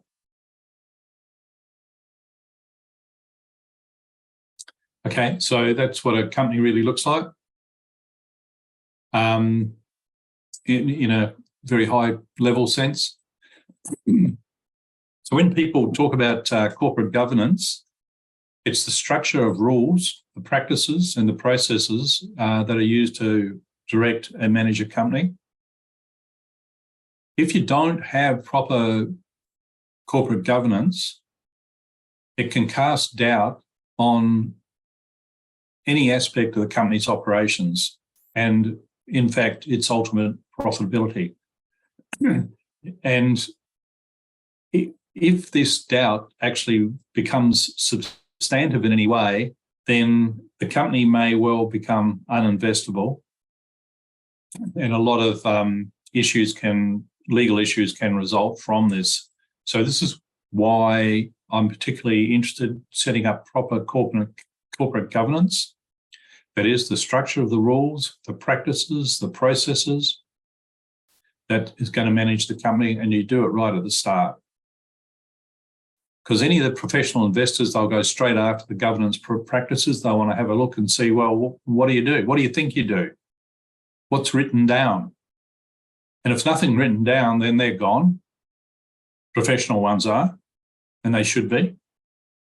But if something's written down, then the next question is, what actually happens? Okay, so you've got you've got everything written down and lovely reports and so forth, but actually what happens? And so they go after that. So this is under much more and more scrutiny, and it should do. And you can see that when things go wrong, and they have gone wrong in Australia, like I was referring to, that if we just have a look at the anti-money laundering governance that was absent in one of the largest banks in Australia, they had 23 million breaches of the anti-money laundering, and they got a total fine of $1.3 billion. It's largely viewed as not being big enough. And what that would mean, I think, is obviously wasn't big enough. But anyone who's found, breaching any anti-money laundering governance is going to really be under very, very significant financial stress very quickly. We also found that there's one of the casinos actually didn't have anything close to proper corporate governance, and they've been fined billions of dollars, and I'm not quite sure how it's going to all finish up, but there was even found that they couldn't even run properly a business according to Australian community expectations. That was one of 3 casinos in Australia. So this corporate governance is really it can be very expensive. It can be very dangerous. If you're not on top of it, you might as well get on top of it right at the start. And it doesn't take that much to get on top of it at the start and just maintain it. You can see here types of non-compliance that comes up. Failure to report properly on time. Failure to meet a deadline. You can get $60,000 fine. False and misleading reports. You can get $600,000 fine. So this is real money. And in Australia, it's very, very it's under the spotlight, and we will become under the spotlight in Africa. And like I'm saying, it's not that hard to actually set up the systems to manage this properly, and you should do it and do it quickly. So in Australia, we actually have the Australian Institute of Company Directors, because corporate governance and compliance is actually a board responsibility. So the Australian Institute of Company directors are on a board. They actually put out a set of principles that provide guidance to directors. And so they have, so I was talking about the board being responsible for longer term thinking in the company. That's called strategy. So there's got to be an alignment of strategy to the purpose of the business. So there's some detail on that, and certainly you can, I'm not going to go through all of these, but you can read through that the organisation's purpose must be clear, it's got to be written down, and it's in the governing documents and understood by the board. Again, you know, if you're a board member, you actually have to go after the governing documents and make yourself aware of what those governing documents are. And you must see the purpose of that organisation written down very, very clearly, and you must understand that. The board approves strategy to carry out the organisation's purpose. Decisions by the board further the organisation's purpose, and the board regularly devotes time to consider the strategy and make sure that the strategy is aligned to the purpose. So there's any number of, and you've got questions to consider as a director. And there's any number of these principles. There's actually 10 principles. And rather than me just read them out, because you can read them yourself, I would just say it's actually quite a serious matter. And I'm quite happy to discuss anything with you. I'm actually a member of the Australian Institute of Company Directors and have been for probably about 10 or 15 years. And I'm also a director of 4 public companies and probably about 6 private companies. And so corporate governance, compliance is really incredibly important in those companies, and it's a very strong focus for the board on all those companies. Okay, so I'll just get you to understand that this is actually something important. There's a whole set of documents that I can provide to you to give you, and some reports, and I will provide these probably tomorrow, so you get a better idea of what these documents are, what they actually look like, what they do. But just having a look, when you get the time to look at these principles, they're actually really very good set of principles that do provide guidance to directors and shareholders and stakeholders as to what corporate governance and compliance actually is. So look, I'll just leave that with you to have a look at it when you have time, but I won't go into that right now. Are there any questions?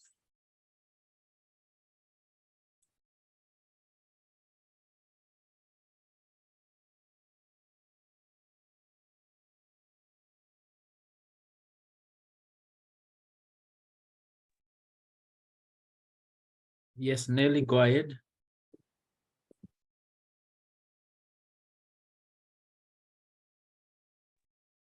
My question is on the board membership, especially around the chairperson. Is there any guiding criteria when considering selection of a chairperson of the board? Yeah. Yeah, good. Yeah, no, good question. Well, you know, the criteria that I would use is that the chairperson must be very familiar with how a company operates and how a board operates, and what the responsibilities of the board are, how the boards work, how they don't work. And the chairperson is, in fact, he runs the board, he or she runs the board. So you've got to call the meetings, make sure there's a proper agenda, make sure that all the different directors, they attend, that they are they are responsive to material that's being presented to them, that they are aware of what's being presented to them, and that they're all given proper information from the management, that all the directors also are given the chance to not only question management, but also to question any sort of documentation that comes through to them. And the chairperson's got to also understand the legal responsibilities of the board, and they are certainly in Australia. The legal responsibilities and accountabilities are growing almost by the week. So the chairperson has got to be experienced. They've got to be so in Australia, I would suspect you would, certainly if I was looking for a chairperson, I'd want someone to have been through an Australian Institute of Company Directors course. I would be looking for someone who's had experience with running boards before, particularly boards of successful companies. I would, the chairperson has to be quite a good communicator, has to be very articulate, has to be a very good listener. It's not necessarily important that the chairperson of the board dominates the board meetings. They don't. It's in fact quite the reverse. It's the directors who should be directing. They should be the ones who are presenting their views and asking their questions, etc. So the chairperson is trying to facilitate proper discussion, measured discussion, balanced discussion, etc.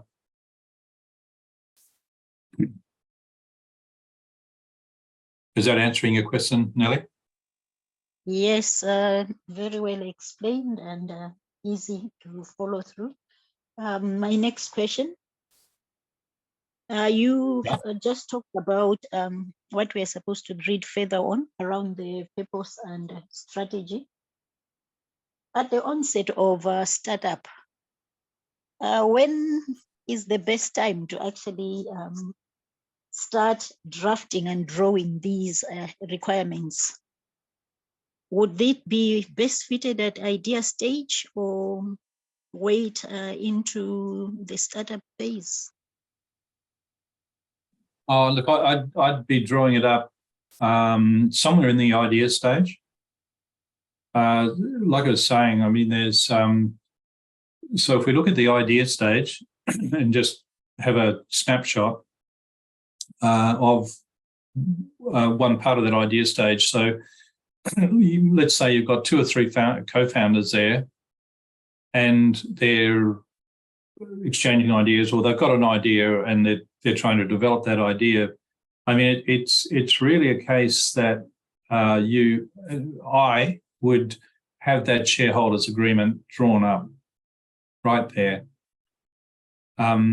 These documents get harder and harder to draw up as time goes by. Their non-existence can cause a lot of concern. That concern can either be very obvious concern, or it can be a concern that just sits within someone and they're just not talking about it, but they're worried about it. I think you just try to get that structure as defined as early as possible. Once you've gone through, you've got the idea, you've mapped that into, say, something like a business canvas model and a lean business plan. You've tested the market.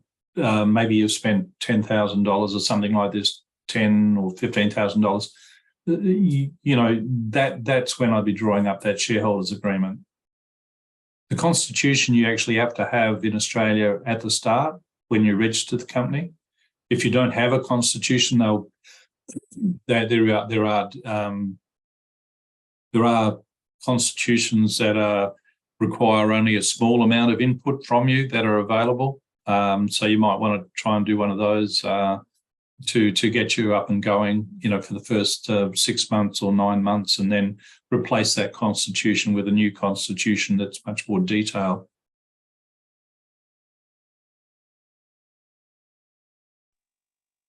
Thank you so much. Yeah, the companies that we've Yeah, go on, sorry. No, I just wanted to say that it looks like there's quite a lot of writing and drafting that needs to go on before you actually get started as a business. Yeah, Nellie, you might just, I'll give you a list of the documents, and it's sort of implied in the presentations there that that you really require. I mean, the shareholders agreement, you really require that. We just went through registering a business in Rwanda, and you do have to have an Articles of Association, which is the equivalent of our constitution, and the lawyers can provide you with a working constitution on registration of the business. So it's like I say, it can actually get you going. It can be fine for the 6 to 12 months, but eventually, instead of not having anything, you have got something. You have got something that's drawn up by a lawyer, but it is a very general sort of document that governs things. You know, the matters that I described just a while ago, and you just need to think about them yourself. You know, what actually works for you? What do you feel comfortable with? And then when there's doubt, just get a lawyer to come in. But it shouldn't be a very big expense to actually use one of those sort of almost template constitutions. Put in what you think are the changes that you need to make it the company that you want it to become. You know, it should be fairly.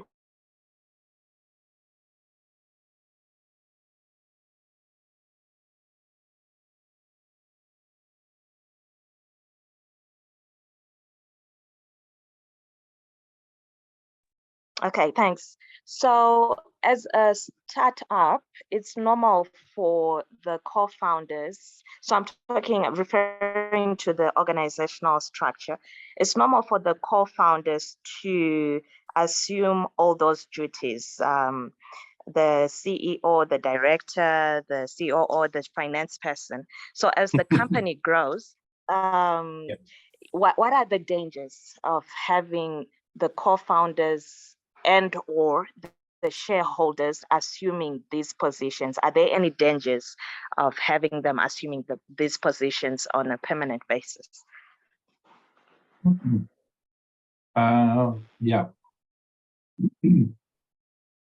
Oh, look, I think there'd be, you know, governance issues there. And they would express themselves fairly rapidly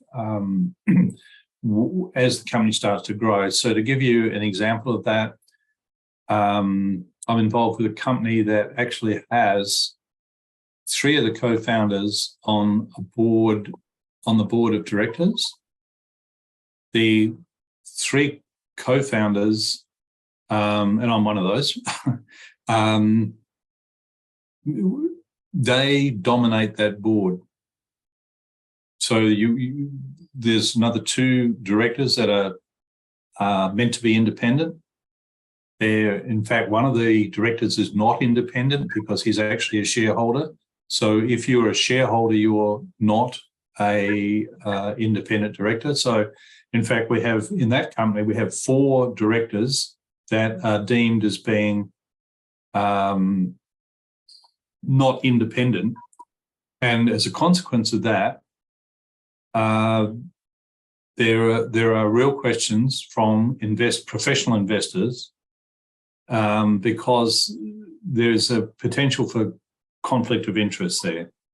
The co-founders can, in other words, dominate the company to operate in a way that best benefits them, and they don't have to care about any other shareholder, right? So professional investors just say, no, sorry, we're not going to put any money in that because we're not saying that you're bad people, but we're saying that there must be a more independent directors than dependent directors. Wow. Right? So you just don't get the money.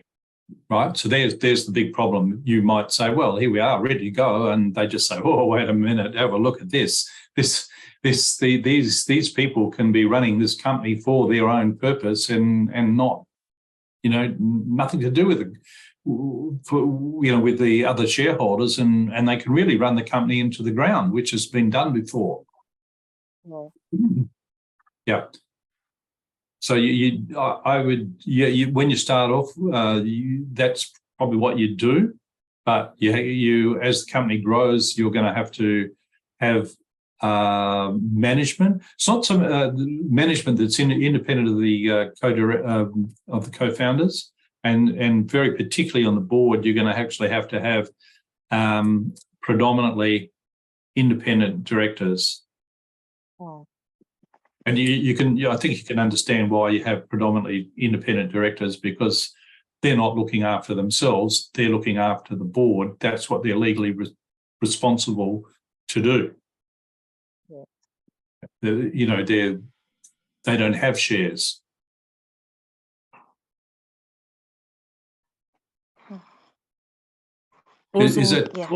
Also, Peter, kind of noticed in some of the companies that come out of America that when they appoint board members, they try and bring people who bring skill sets or access to markets or influence, or so, which might not necessarily be skill sets that are found on the co-founders or any other members within the team.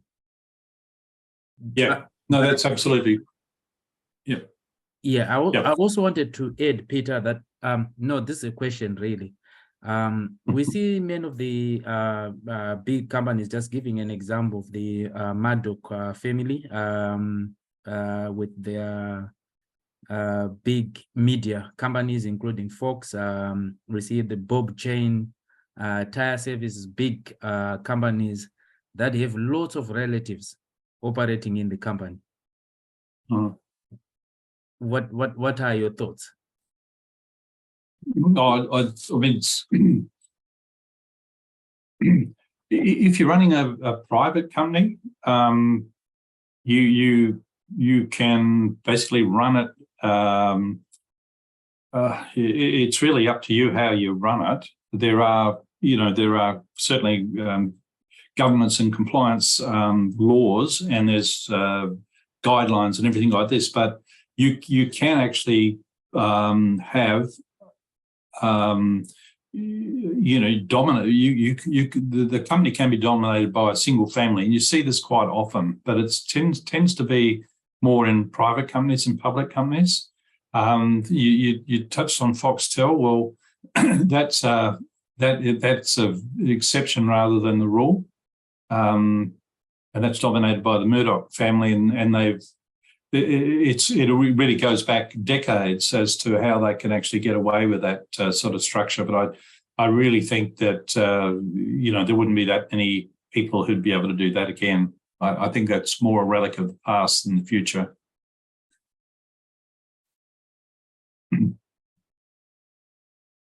So what's your general advice in terms of having relatives in the company, wife, friends? Oh, look, if I was in a private company, I'd just be saying, well, look, it was like, it's like you were saying before. I mean, basically, if I'm starting a company, I want directors there.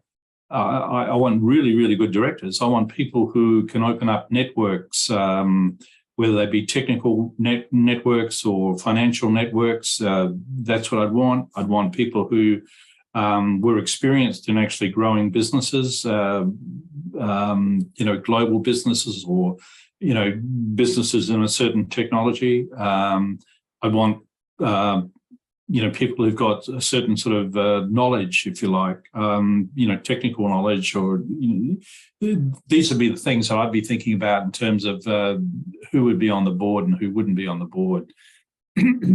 So, if you look at just very generically sort of on a board, you might find that there's quite a few older people who've got just more experience, a greater sort of network of people and so forth. And I think that's why the older people get on the board.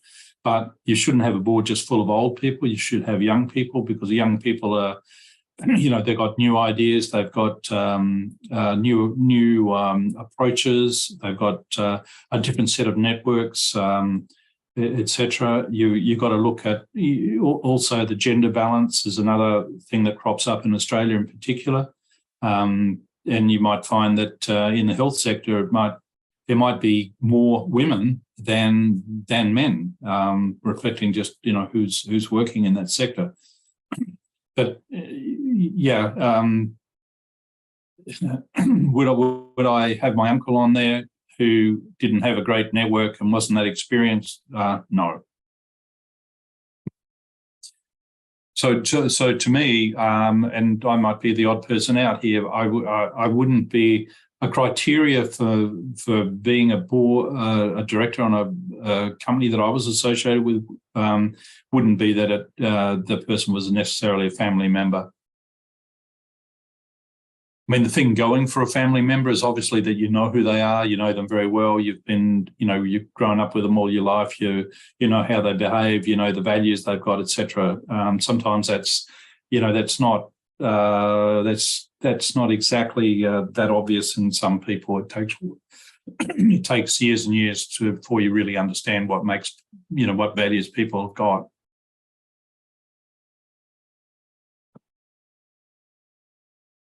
Is that answering the question there? Yes, thank you. I think Nelly has another question. Thank you. Okay. I just wanted to find out from Peter around remuneration of the board members. Are you going to cover this at a later stage? Say again, Nelly, did you say remuneration? Yes, of board members, those that have been nominated to serve on the board. Yeah. I know that there is a practice that there is expectation of some allowance of some sort, a sitting allowance or whatever. I just wanted to know whether we're going to have a further discussion around that, because I know that it will have some implications when it comes down to our putting together our budgets for funding requests and so on. Sure, yeah. In commercial companies, there's certainly a expectation that you'll get remunerated. The remuneration being a certain amount of money, which is like a salary, if you like. And that in a public company in Australia versus a private company. Public company in Australia, the amount of sort of salary, I'll just give you a quick idea, would be between 35 to probably $50,000 for a non-executive director. Right, that's a public company, and that's really a small company. If you're in a non-executive director for a large company, which might be, say, $1 billion company plus, you might be looking at directors' fees of, say, $150,000 to $250,000, I would guess, for a non-executive director. If the company's a startup and it's got no revenue, then I think the way that the non-executive directors are actually remunerated is by certainly not by getting paid cash, but by getting a certain amount of shares, which is a good thing, because it, if the non-executive director gets 1 million shares, then he or she would want to get that price of the shares going up as much as possible, as quickly as possible, within reason. So that's good for the company. So to actually pay a non-executive director in a startup in shares is actually quite a good thing. So then you might say, well, okay, well, what's the dollar value of the shares? So I think the way that I would answer that is I'd actually have a look at some of the small companies in the country and make the inquiry as to what the remuneration was, the cash remuneration was for the directors in those small companies. So if it's, for example, it turns out that on average it might be $10,000 a year for a small company, then you might look at providing shares to the value of $10,000 as being remuneration for a non-executive director. Do you follow that? And is that answering the question? Yes, you are answering the question. Okay. So that's what I do. And so to find out, you could ring up directors. There might be in Australia, there's reports that come out every now and again by the government that does dictate, pay ranges for non-executive directors of different size companies. So you can actually find that sort of information out. You can also find that information out in annual reports of public companies. So if you look at an annual report of a small public company, there is generally at least there is an Australia requirement that the directors' fees are actually mentioned, so you can actually see what they are.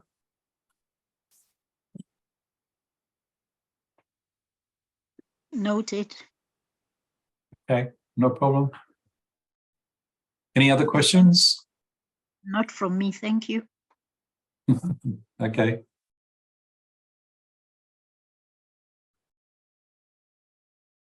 Okay, so do you want to have a break for 5 or 10 minutes? How are we going?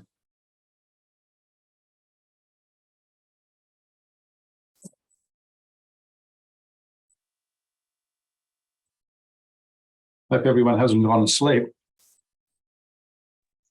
We're here. Okay.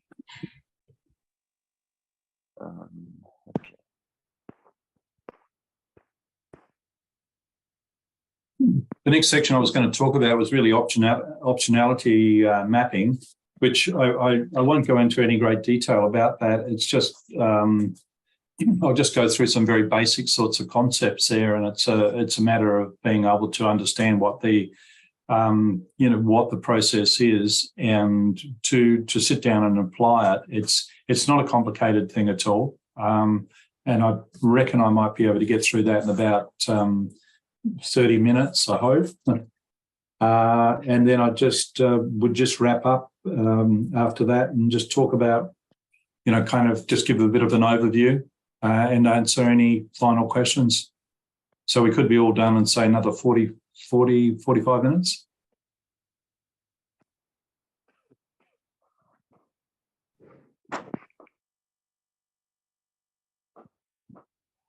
Who wants to give an opinion? Yeah, that's all right, Peter. Thank you. I think because we're nearing lunchtime, it may be best to just continue and wrap things up. Okay, no worries. All right. Okay, we'll do it like that.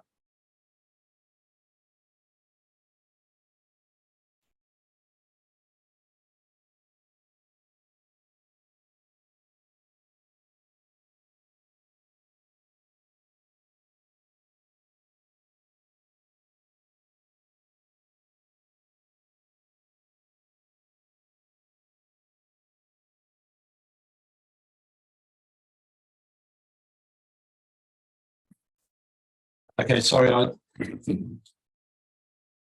just talk a little bit about marketing and advertising.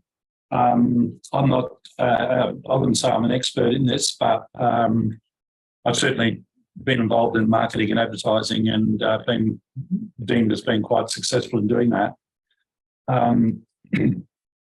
So I will talk a little bit about it. There's a lot to read about it. And like I was saying before, Bernadette will go through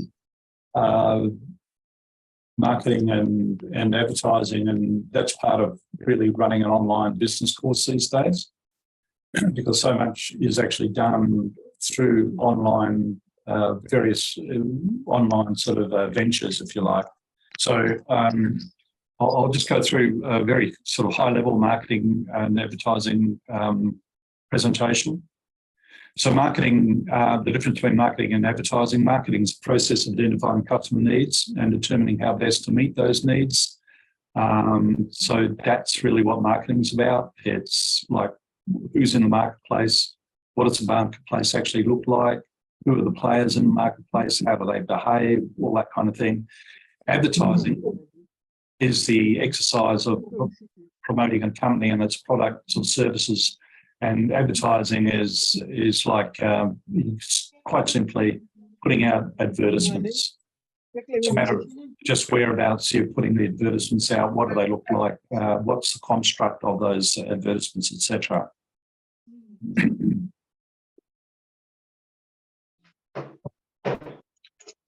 Okay.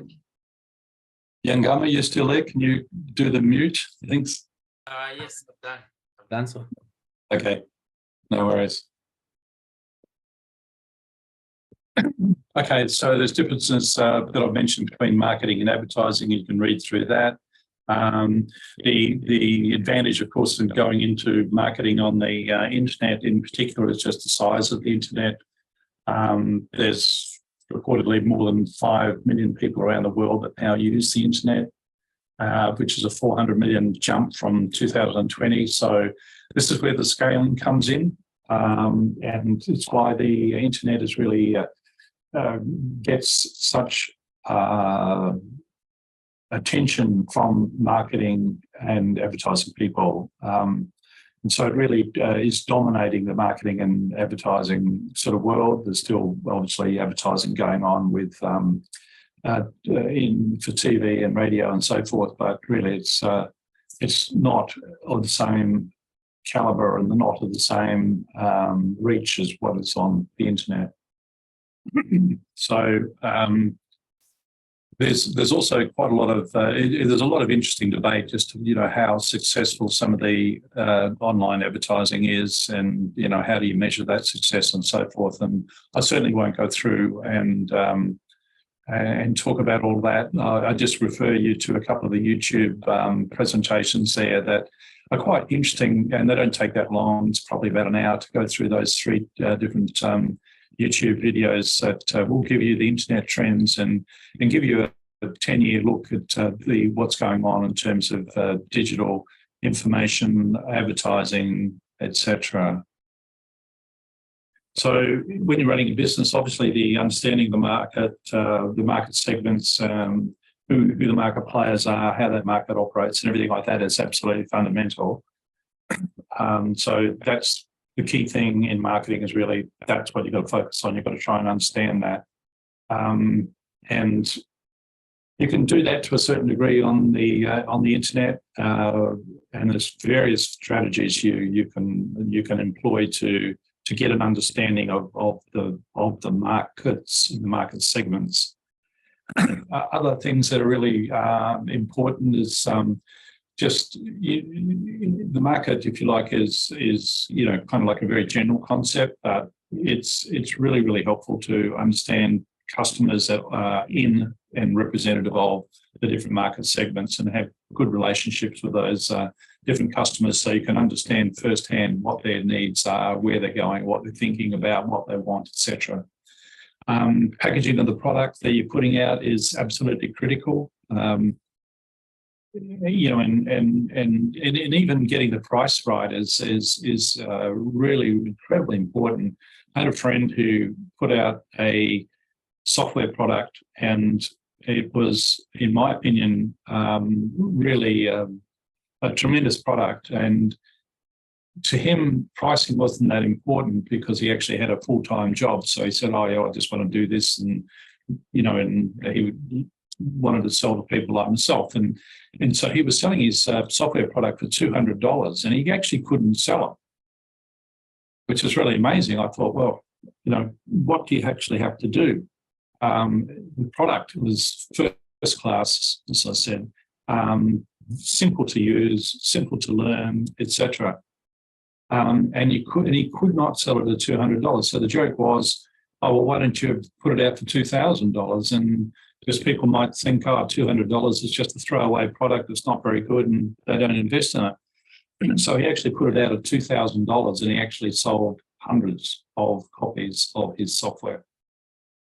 So, yeah, look, packaging is important, pricing is important. It's all to do with understanding, what the market is, what the market segments are, who the players are in the market, etc. Distribution efficiencies there, how you get your products or services out around, the country, the community, the world is really absolutely important, as is advertising. So advertising is a conversion of customer interest into customer conviction, into sales, into cash in the bank. So advertising, absolutely critical, and that's where the social media really comes in. And it's been really quite an interesting evolution of how they do advertising on social media. So the many facets of marketing, there's lots of little diagrams around, but, it all starts with customer and competitive research. Who's who in the zoo, who's in the marketplace, what are they prepared to pay, what are they paying now, etc. From there, you get ideas about what products to develop. You get ideas about pricing. You get ideas about how to package to appeal to the customers back here. You've got to get your distribution right. You've got to get advertising right so that the product can get out back into the customers. You've got to get sales. It's not enough just to get likes and people saying fantastic words and stuff like that. You really got to get cash changing hands, and you've got to look after your customers. And this is all part of the marketing of today. They talk about 7 Ps of services marketing, and you can read about this. There's a lot of different publications on it, but the 7 Ps are quite simple. You've got you're dealing with people, customers, employees. There's social interactions, roles and scripts and relationships between all these people. Physical evidence, uniforms, signage, symbols, facilities, equipment, all this kind of thing. Process, service design, standardization, customization, operational efficiency. We're going through in one company, we're really heavily into this at the moment because all of the standardization, operational efficiency, that's controlling our costs, and we have to get our costs right down. So, but you also have to get your products out, and you have to get the product out on time, and you actually have to make sure that the product gets to where you want it to go. So there's all these different processes that you've got to get in place so that your customers keep happy. There's the promotional aspect, the product. What is the product? There's the definition of price and how you actually price your product or your service. There's so many different ways that you can actually price products. You kind of think, well, maybe there's just one way. I'm selling a tea bag, and a tea bag costs 40 cents or $1, whatever it is, and that's the only way that you actually sell it. Well, no, it's not. You can sell packages of 100 tea bags. You can sell packages of 1,000 tea bags, and then when you do that, what is the price and why, etc. Your location, always, really, really important in terms of marketing. Do you actually have, for instance, offices in the key market locations? Do you actually have a physical presence yourself, or is it just enough to be virtually there? What's the trade-offs, etc. like this? So these are all the considerations that go into marketing. I call it the 7 Ps because it is 7 Ps. The words all start with P. And like I say, I'm not really an expert in this, so someone like Bernadette will actually have more of an opinion about this. And I'd leave it to her to actually speak a little bit more about this. But in terms of advertising, it's actually really very, very interesting how advertising has evolved and how it is evolving. And they talk about 9 basic building blocks. You might see 8, or you might see 7, or you might see 10, but I just picked on these 9 basic building blocks of trying to get that advertisement out. So you've got to have an attention-grabbing headline, a visually arresting image, a sub-headline that expands on the headline. So basically more information, then you go to more information again. You do not want to have too many words because people don't read a lot of words these days. Then you've got to have a relevant and targeted offer. What is it that you're actually offering? What is the product or service that you're selling? A clear call to action, for whatever reason, do it now, sale, whatever it is. There's got to be some actioning description, evidence and proof of the claim of what you're making. I've got the best. Well, what's the evidence that you've got the best? Easy identification of the product and client name so that it actually becomes a household word, name, and a memorable tagline. Very interesting to look at the attention-grabbing headline. Again, Bernadette will probably go into this. She's certainly some of her work, actually.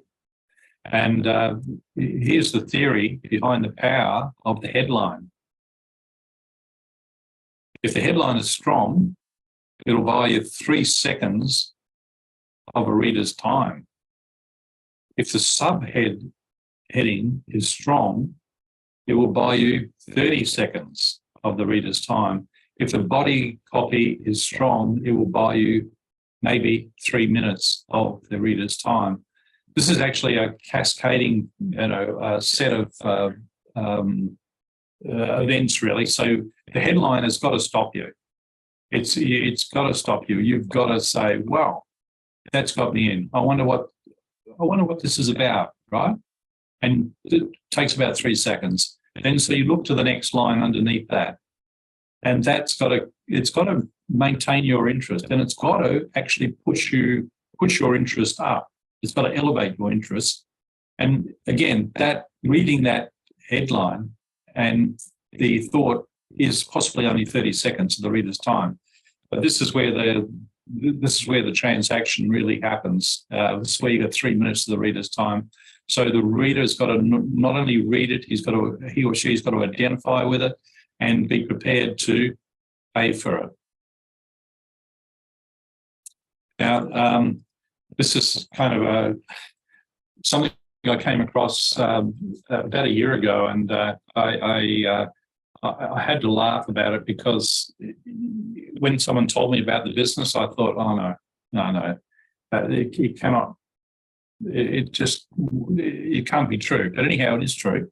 They do run a great business, and it's a business and a charity, which is kind of the thing I talked about a week ago. You can actually have these two intertwined, and it's called "Who Gives a Crap?" So that's the lead line. Who gives a crap? And you wonder, well, gee, I got 3 seconds there. I'm going to go and read who does give a crap and why? Well, they go on and they say our real love is toilet paper. Why, you might ask? So there's a bit more information there. We're now talking about toilet paper, but why are we talking about toilet paper and who does give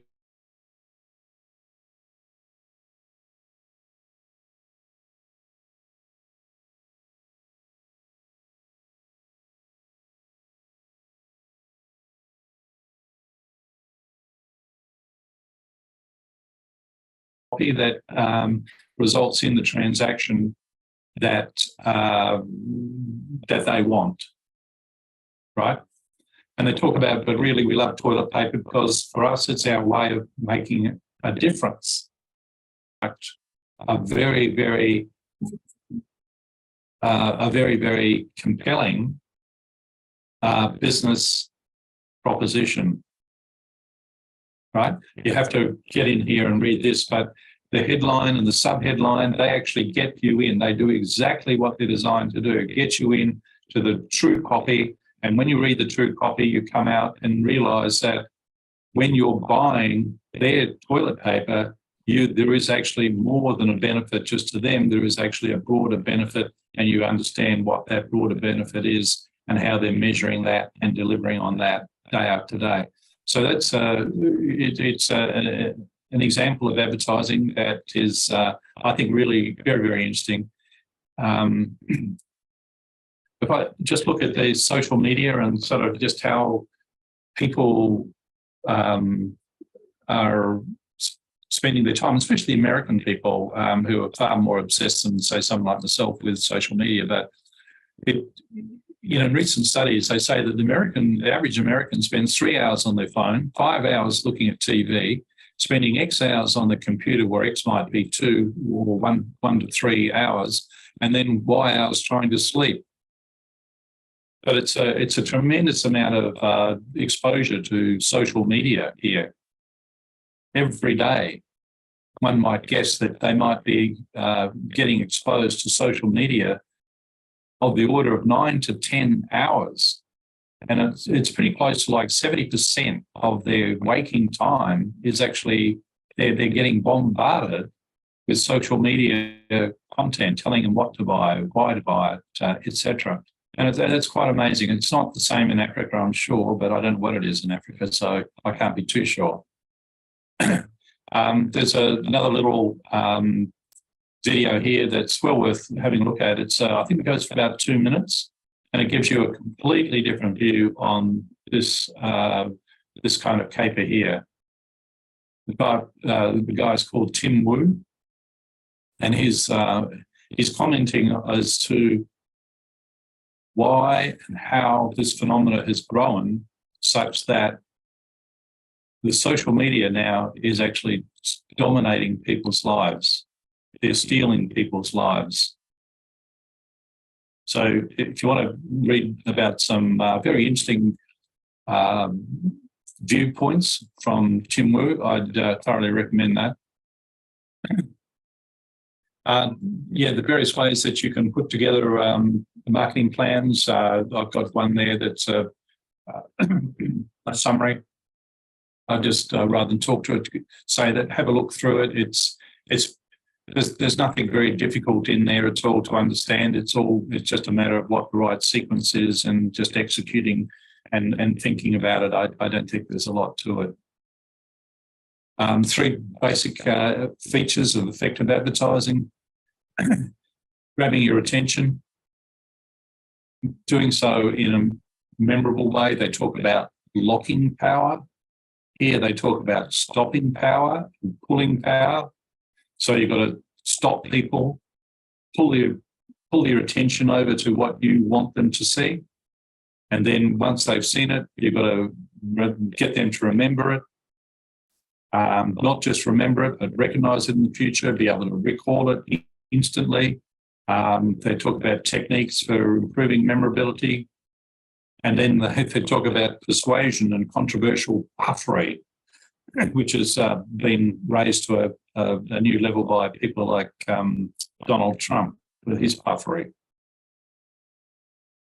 So that's the basic features of effective advertising. There's a very interesting video that's put out by Warren Buffett, who's one of the most successful investors ever in the world. He's actually talking about 2 women who started their business, advertising, marketing, and they actually became extremely successful. I think it runs for about 12 minutes, but it's well worth having a look at. It's very well done, and it really does give documentation as to how you can start a business from nothing. This is some of the work that Bernadette's done and some of the courses that she actually presents. So she does a different sort of mapping. She talks about mindset, how to develop an entrepreneurial mindset, how to develop a minimum viable product, momentum, how to keep that product going, how to develop that product, how to maintain customer interest and so forth. Talks about marketing and motivation. And the business the talk that she's interested in giving next Saturday is on how to build an online business. And a lot of this is really to do with digital marketing. So I'll leave a lot of this to her to talk about, but if you wanted to see some of the work that she's done and some of the courses, go to that website there. You can see how to build an online business here, and you can get some ideas about what's going to be in her course next week. But she'll be talking between 1 and 2 hours. So if you're interested in marketing, advertising, sales pitches, that sort of thing, that would be really good to listen to. There's a lot of actually free courses on digital marketing, free being in inverted commas as well. But there's a number there that you can actually have a look at and get a very good idea about digital marketing. So that's really all I've got to say about marketing.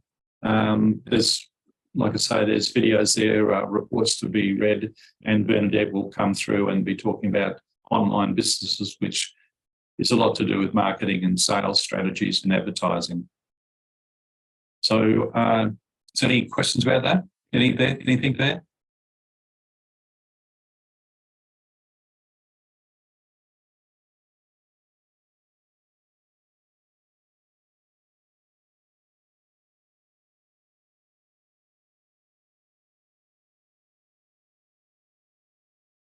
Okay.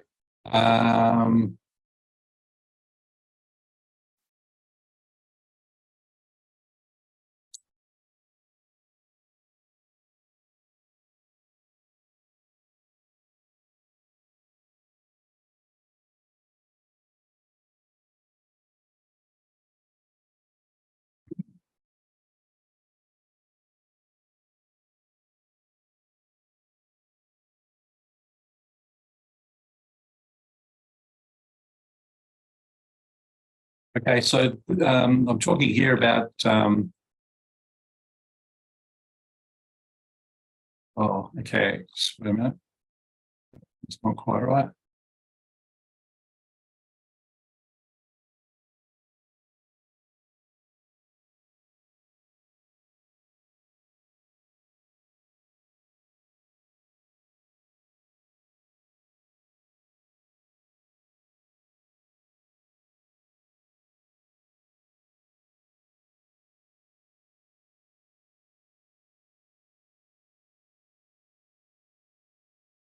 Okay, I'm going to talk about optionality mapping.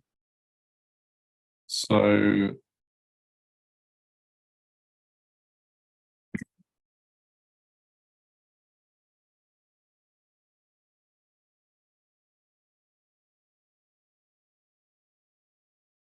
the interest for myself in actually being able to draw up these optionality maps or decision mapping is a way of actually me trying to map out what the different options are should something either go very wrong or very right. I'm one of these sort of people who do like to try to map out what the different options are for various reasons. One of them is that invariably things never go quite as you plan. So it always has helped me to have an idea or several ideas as to what I do or what my options are should something not work out or should something become very, very, very successful. So this is kind of what this optionality mapping really looks like. There's all sorts of different ways that you can try and build it and to try and use it. You can say, well, the question that I'm trying to look at is really how should I improve decision making? So there's a couple of different things that you can do. Option here, I could use decision mapping. Option over here, I could create a list of pros and cons. So if I actually then move down here to have a look and explore the pros and cons, etc., of this, then I see the pro is that it's simpler than a decision map because you just have to list all the pros. The con is it doesn't track reasons in favour of, against, or against the pros and cons. And con again is it lacks the visual clues of mapping. Right. So, and this is really the essence of why I get into decision mapping. I love these maps that I can create that are of quite complex things, but that can be displayed and distilled into visual elements that I can track very, very quickly, and I can change very quickly, and I can understand the relationships very, very quickly. So you had last week, I was talking about business canvas models and lean business plans. All of these are maps in essence that are on one page. And here we're talking about a decision map or decision mapping. That is actually all of the elements are shown, the relationships are shown, the outcomes are shown and mapped. And I like this kind of thing very, very much. So an option is to use decision mapping. The pros, it helps make decisions in accordance with psychological recommendations. And the reason, there's one of the key researchers here recommends tracking decisions, their pros and cons, and alternatives considered. And also the reason is that he says to eliminate what you see is all there is by identifying what you don't know. So you can not only see what you can see, but you can see what you don't know. And this can actually be quite revealing, and it can be quite very, very useful in a number of situations, so certainly the situations I've been into. The disadvantages is that it can slow down meetings. It can slow down processes because it's a little bit more involved, but it's a case of doing the preparation, and this is part of a preparation, and the better you are at doing preparation, the more likelihood you've got of being successful in whatever venture you're going down into. People say, well, okay, yeah, some of the reasoning, it slows down meetings. People get confused with the diagramming process. Well, if they do, well, I can't see how you can really get that confused with it. It's just that they may not know how to do it. They may not know how to use it. If an objection might be, time will be made up for with more focused discussions, which are certainly worthy of consideration. And also the objection is that it results in better decisions getting made. So my argument would be that, yeah, you are making better decisions. You are actually being able to focus on parts of the decision-making process that need to be focused on, and that the time and effort in actually constructing these decision-making or optionality maps is really something that's well worth doing. So the process uses lots of different icons. I don't know whether people have actually got any had any experience in doing and using icons in basically drawing up flow sheets. I used to use these many years ago in terms of drawing up computer programs, how the computer program would actually operate. So you have a start for and then you have things like a task activity, doing something, right? You can have an online activity, a virtual activity. You can have data going into a task. You can have sub-processes sitting underneath the task. You can have delays. You can be storing data, etc. So there's any number of these different mapping icons that are available to be used. They're quite simple to use them. There's the connectors. They can be bent. They can be linear. An example here is a hiring interview process. You start, you get the resumes, you sit down, the activity is that you review and you score all the different resumes. You want to make a decision whether to interview or not. If you don't, then you inform the applicants. It's over, there's no more. If you do, you schedule an interview. You go through with the interview and score. That's the task and activities. You then have to make a decision. Do you offer anyone a job? for one person? If the answer is no, inform the applicants and the applicants are rejected. If yes, you negotiate and you put out an offer letter, which is the finish. So that's just kind of like how you map out different processes. And it's a matter of mapping out different processes, sub-processes, if you like, so you understand what the different options are when some processes don't quite work out properly. It's like I say, I think it's actually very, very simple to use. It's a flow sheet. You've got symbols that are fairly easy to follow and easy to use, and it allows you to give insight into what your options are should things go wrong or right or not according to plan. I won't go through that one. So there's rational decision-making sort of worksheets. These are really interesting when you have decisions to get made. What is your decision? What's your options? So you might have the decision you have to make, and then you can opt. You have a number of options that you could follow. What are the criteria you're going to try to use to make that decision?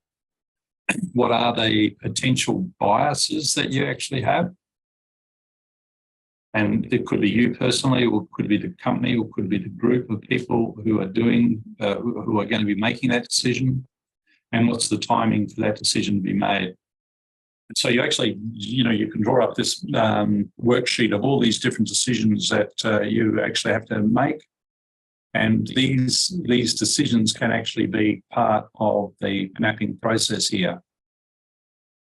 So that's the decision. So to each of these decisions, you can actually attach a decision map making worksheet. Okay, so this is kind of like you're building up what your options are, what the decisions, where are the decisions, and what's the dimensions of these decisions that you've got to make. What are my options? What are my criteria that I'm going to use to actually make a decision about which option to go and to follow? What are our biases?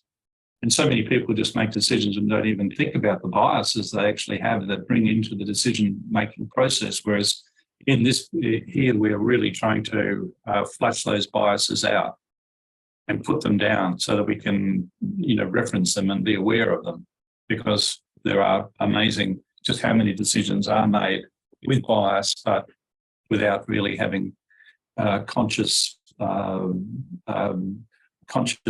reference to those biases and understanding of those biases.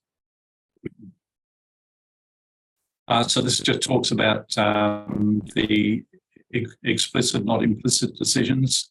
And one of the first things that you do in a lot of the businesses, which might sound completely and utterly ridiculous, is that first rule about decisions is to know when you are actually making a decision. Sometimes you can actually have decisions made without a conscious process going on that is actually what you're doing. You're actually making a decision. It might sound ridiculous, but in fact, it isn't ridiculous, and it does happen like that. You can have a meeting and you can have several decisions come out of the meeting without ever sitting down and saying, wait a minute, we're actually here to make a decision on this and this and this. And so there's no real conscious structure of decision making. It's just decisions get made on the fly. It's a terrible way to run a business, and typically if you do run a business like that, your probability of failure is going to go up very, very high.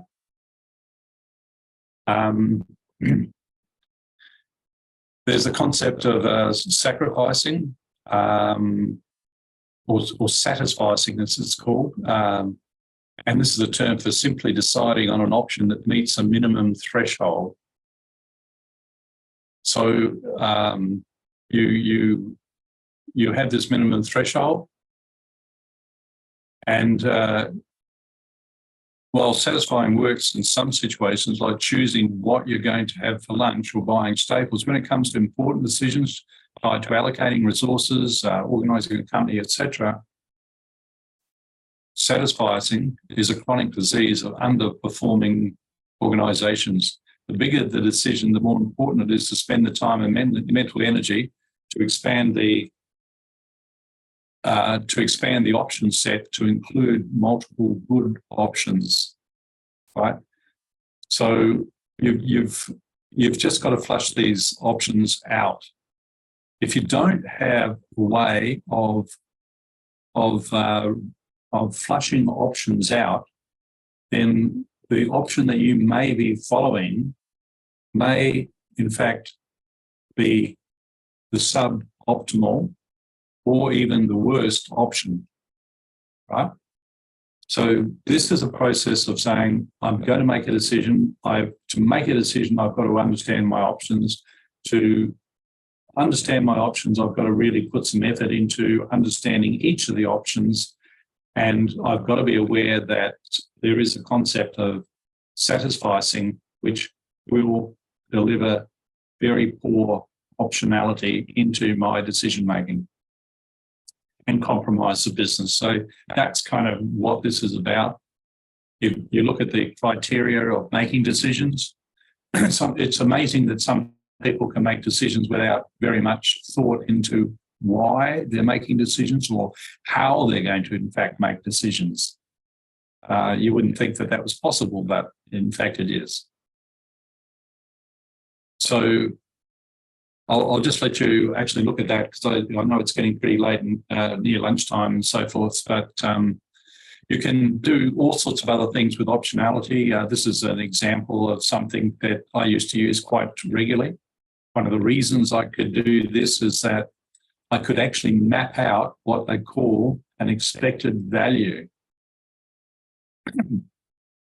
So the expected value is actually quite an interesting concept. So you actually have a lot of several options that you can actually follow through. Each of these options actually has a cost that you can determine. So now we're in the financial sort of world, and then you have an outcome from each of these different decisions, right? So I've got a decision here, build a new scheduling app. It's going to cost me $50,000. Now, as a consequence of that, I could have a large revenue or I could have a small revenue.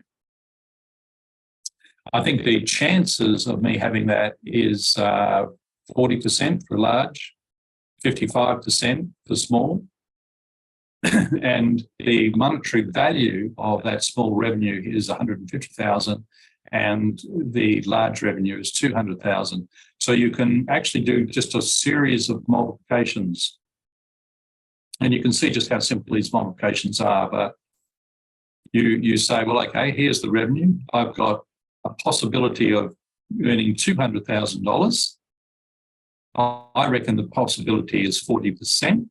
So my expected value down here is 200 times 0.4, because 0.4 is 40%, plus I'll get 55% of 150,000, same logic, and I'll take off the amount that I had to spend to get the app. So I get an expected what they call an expected monetary value of $112,000. If I go through here, and you can have a look at this option and map it all out, same kind of logic, and you get an expected monetary value of 65,000. Over here, if you do it a slightly different way, different approach, expected monetary value is 152,000. So pretty clearly, this one being the option that would deliver you the highest expected monetary value. This is the option that you actually follow. Okay, so this is really called an expected monetary value analysis, and it's a way of trying to put dollars onto the options that you're considering, right? So, okay, that's all I really wanted to say about optionality. So is there any questions about that?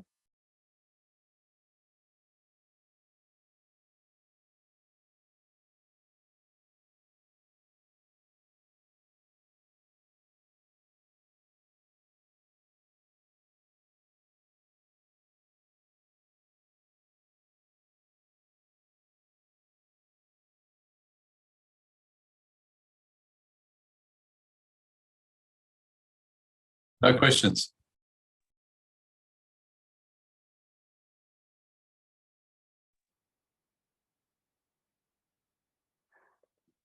Maybe everyone's gone to lunch. Oh yeah, I think there aren't any questions. I don't think there are questions. But No questions, Peter. Oh, okay. Okay. All right. No problem. Well, I'll just, this is just the review. It's very, very quick. So thanks for hanging in. So basically where I started with last week was talking about the importance of actually, as an entrepreneur, knowing yourself and knowing what you're passionate about. It's also extremely important to know the markets that you want to operate in, and understand who the customers are in those markets and how they behave, etc.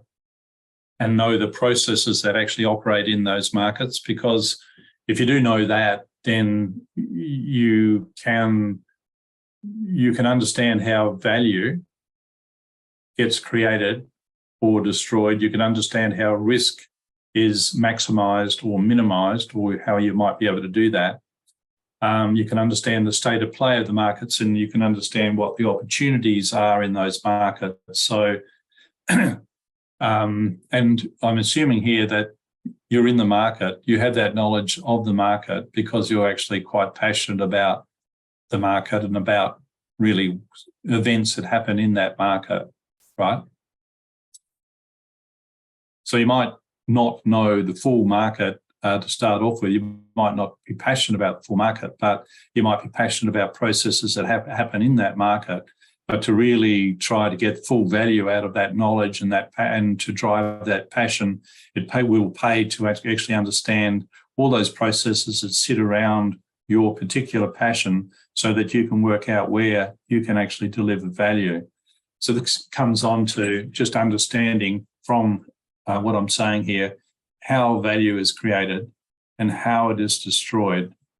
This is really the essence of trying to build companies, sustainable companies, by creating value for your customers, or to stop them destroying value. I've talked really about high quality broadband networks, like-minded professionals. So these like-minded professionals are people that, it just takes time to really understand people, to be able to trust people, to understand their ethical positions, their principles, how they make decisions, etc. So the sooner that you start actually trying to build these high-quality professional networks, I think the better you're going to be.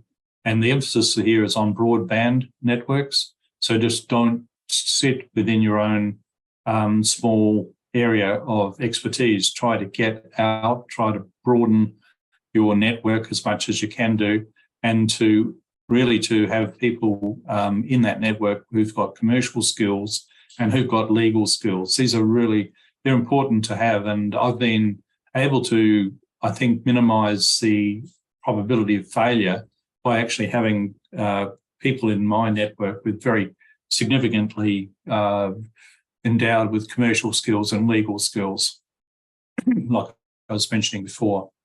Certainly what has worked for me is maintaining broadband education all my life. I've wandered from physics to geology to chemistry to IT to finance, and now I'm sort of looking and learning a little bit about health. So I have a broadband sort of education. I pursue that education. I pursue that knowledge. I've done that all my life. I talked a lot about having the proper structure and governance in place early. I really believe that's absolutely fundamental. You've got to have a proper board of directors, the proper composition, etc. We talked about that. The constitution of the company, you've got to really have that down and well defined and feel very comfortable with that. Shareholders agreements, statements of social purpose if you're a social enterprise like we are. Strategy's got to be formulated and out and written down and reviewed every year. And you've got to build your own self-belief, and then you've got to build that self-belief of the team and the team's purpose, if you like. You've got to build your own resilience and cultivate your own mental health. You're pretty well responsible for that, because when you do become an entrepreneur, you are going to rely on that self-belief, and you're going to rely on your resilience and your own mental health to be able to come through, to see you through what can be very difficult stages when things go wrong, not according to plan, and etc. So this is actually really quite important. I put a fair bit of time into that, and I do that every day. Got to get and understand your own leadership style. There is a chance that if you're an older person, you probably won't be able to change very much. So you've got to understand what type of leader you are, what stage of the business is it best for your style of leadership, what stage of the business is the worst time for your style of leadership, and that's the time you should exit the business, in my view. A lot of businesses have been destroyed by leaders who stay around too long. You've got to cultivate investors and donors way before you need them and as early as possible. And I've talked about that, so no more about that. The construction of the team is really, really important, because they're a source of ideas, and the team gives the investors confidence that the company has got a higher chance of being successful than if it had a dysfunctional team, or a team where there were obvious weaknesses and so on. If there's failure lessons that I can tell you about, it's when I've tried to get too complicated too quick. So I try to keep it as simple as possible and no simpler for as long as possible.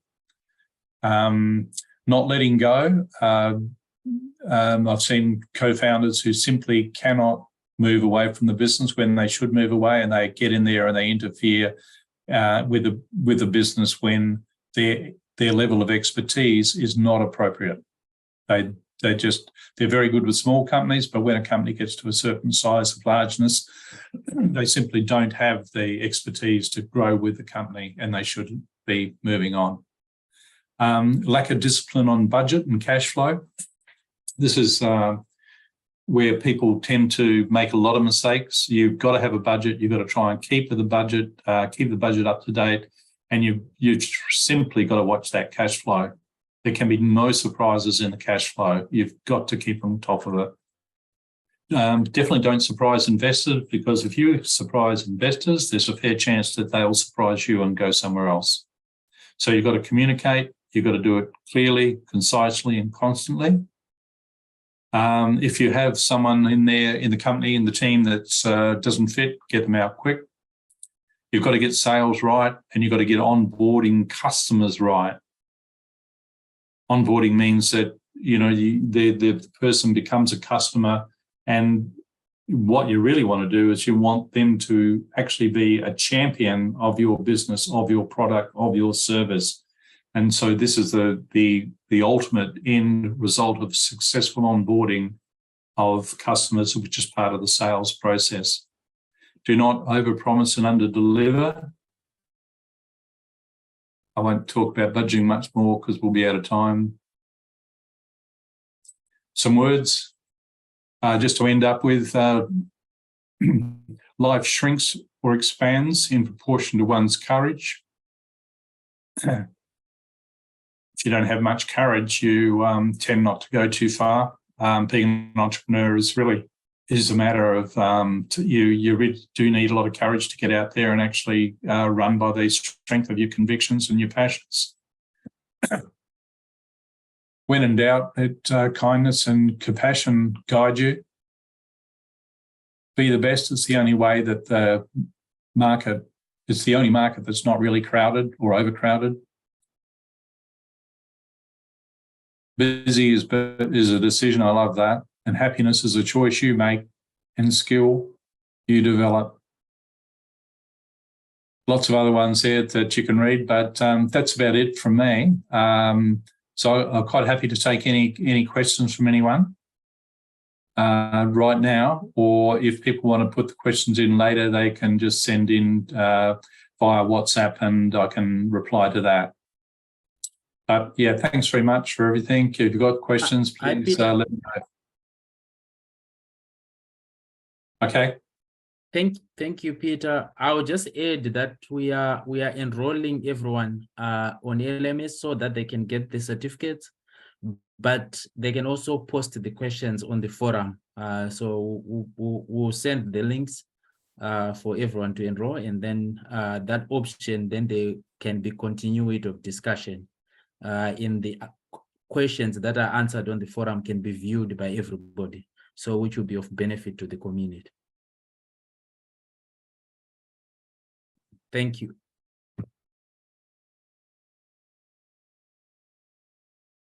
Okay, thanks very much, Yangama. And okay, so there's a process to go through there.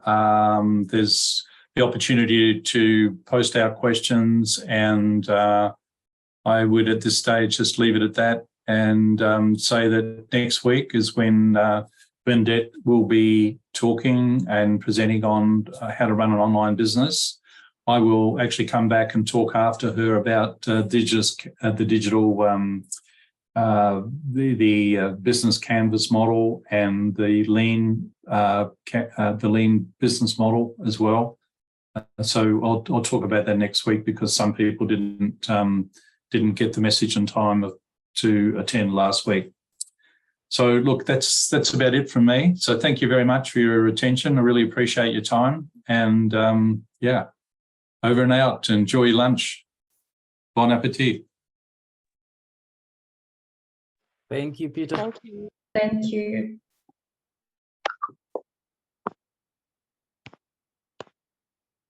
Thank you, Peter, for the session. No problem. Pleasure. Thank you. It's a pleasure. Thank you. Pleasure. Thank you. Thank you, everybody. See you next week. See ya. Thank you. So many thank you messages for you, Peter, in the chats forum. Ah, yeah, right. Okay.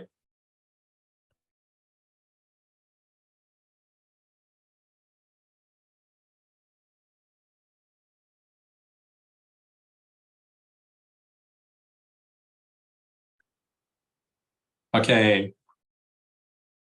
I'll leave now. So yeah, thanks very much.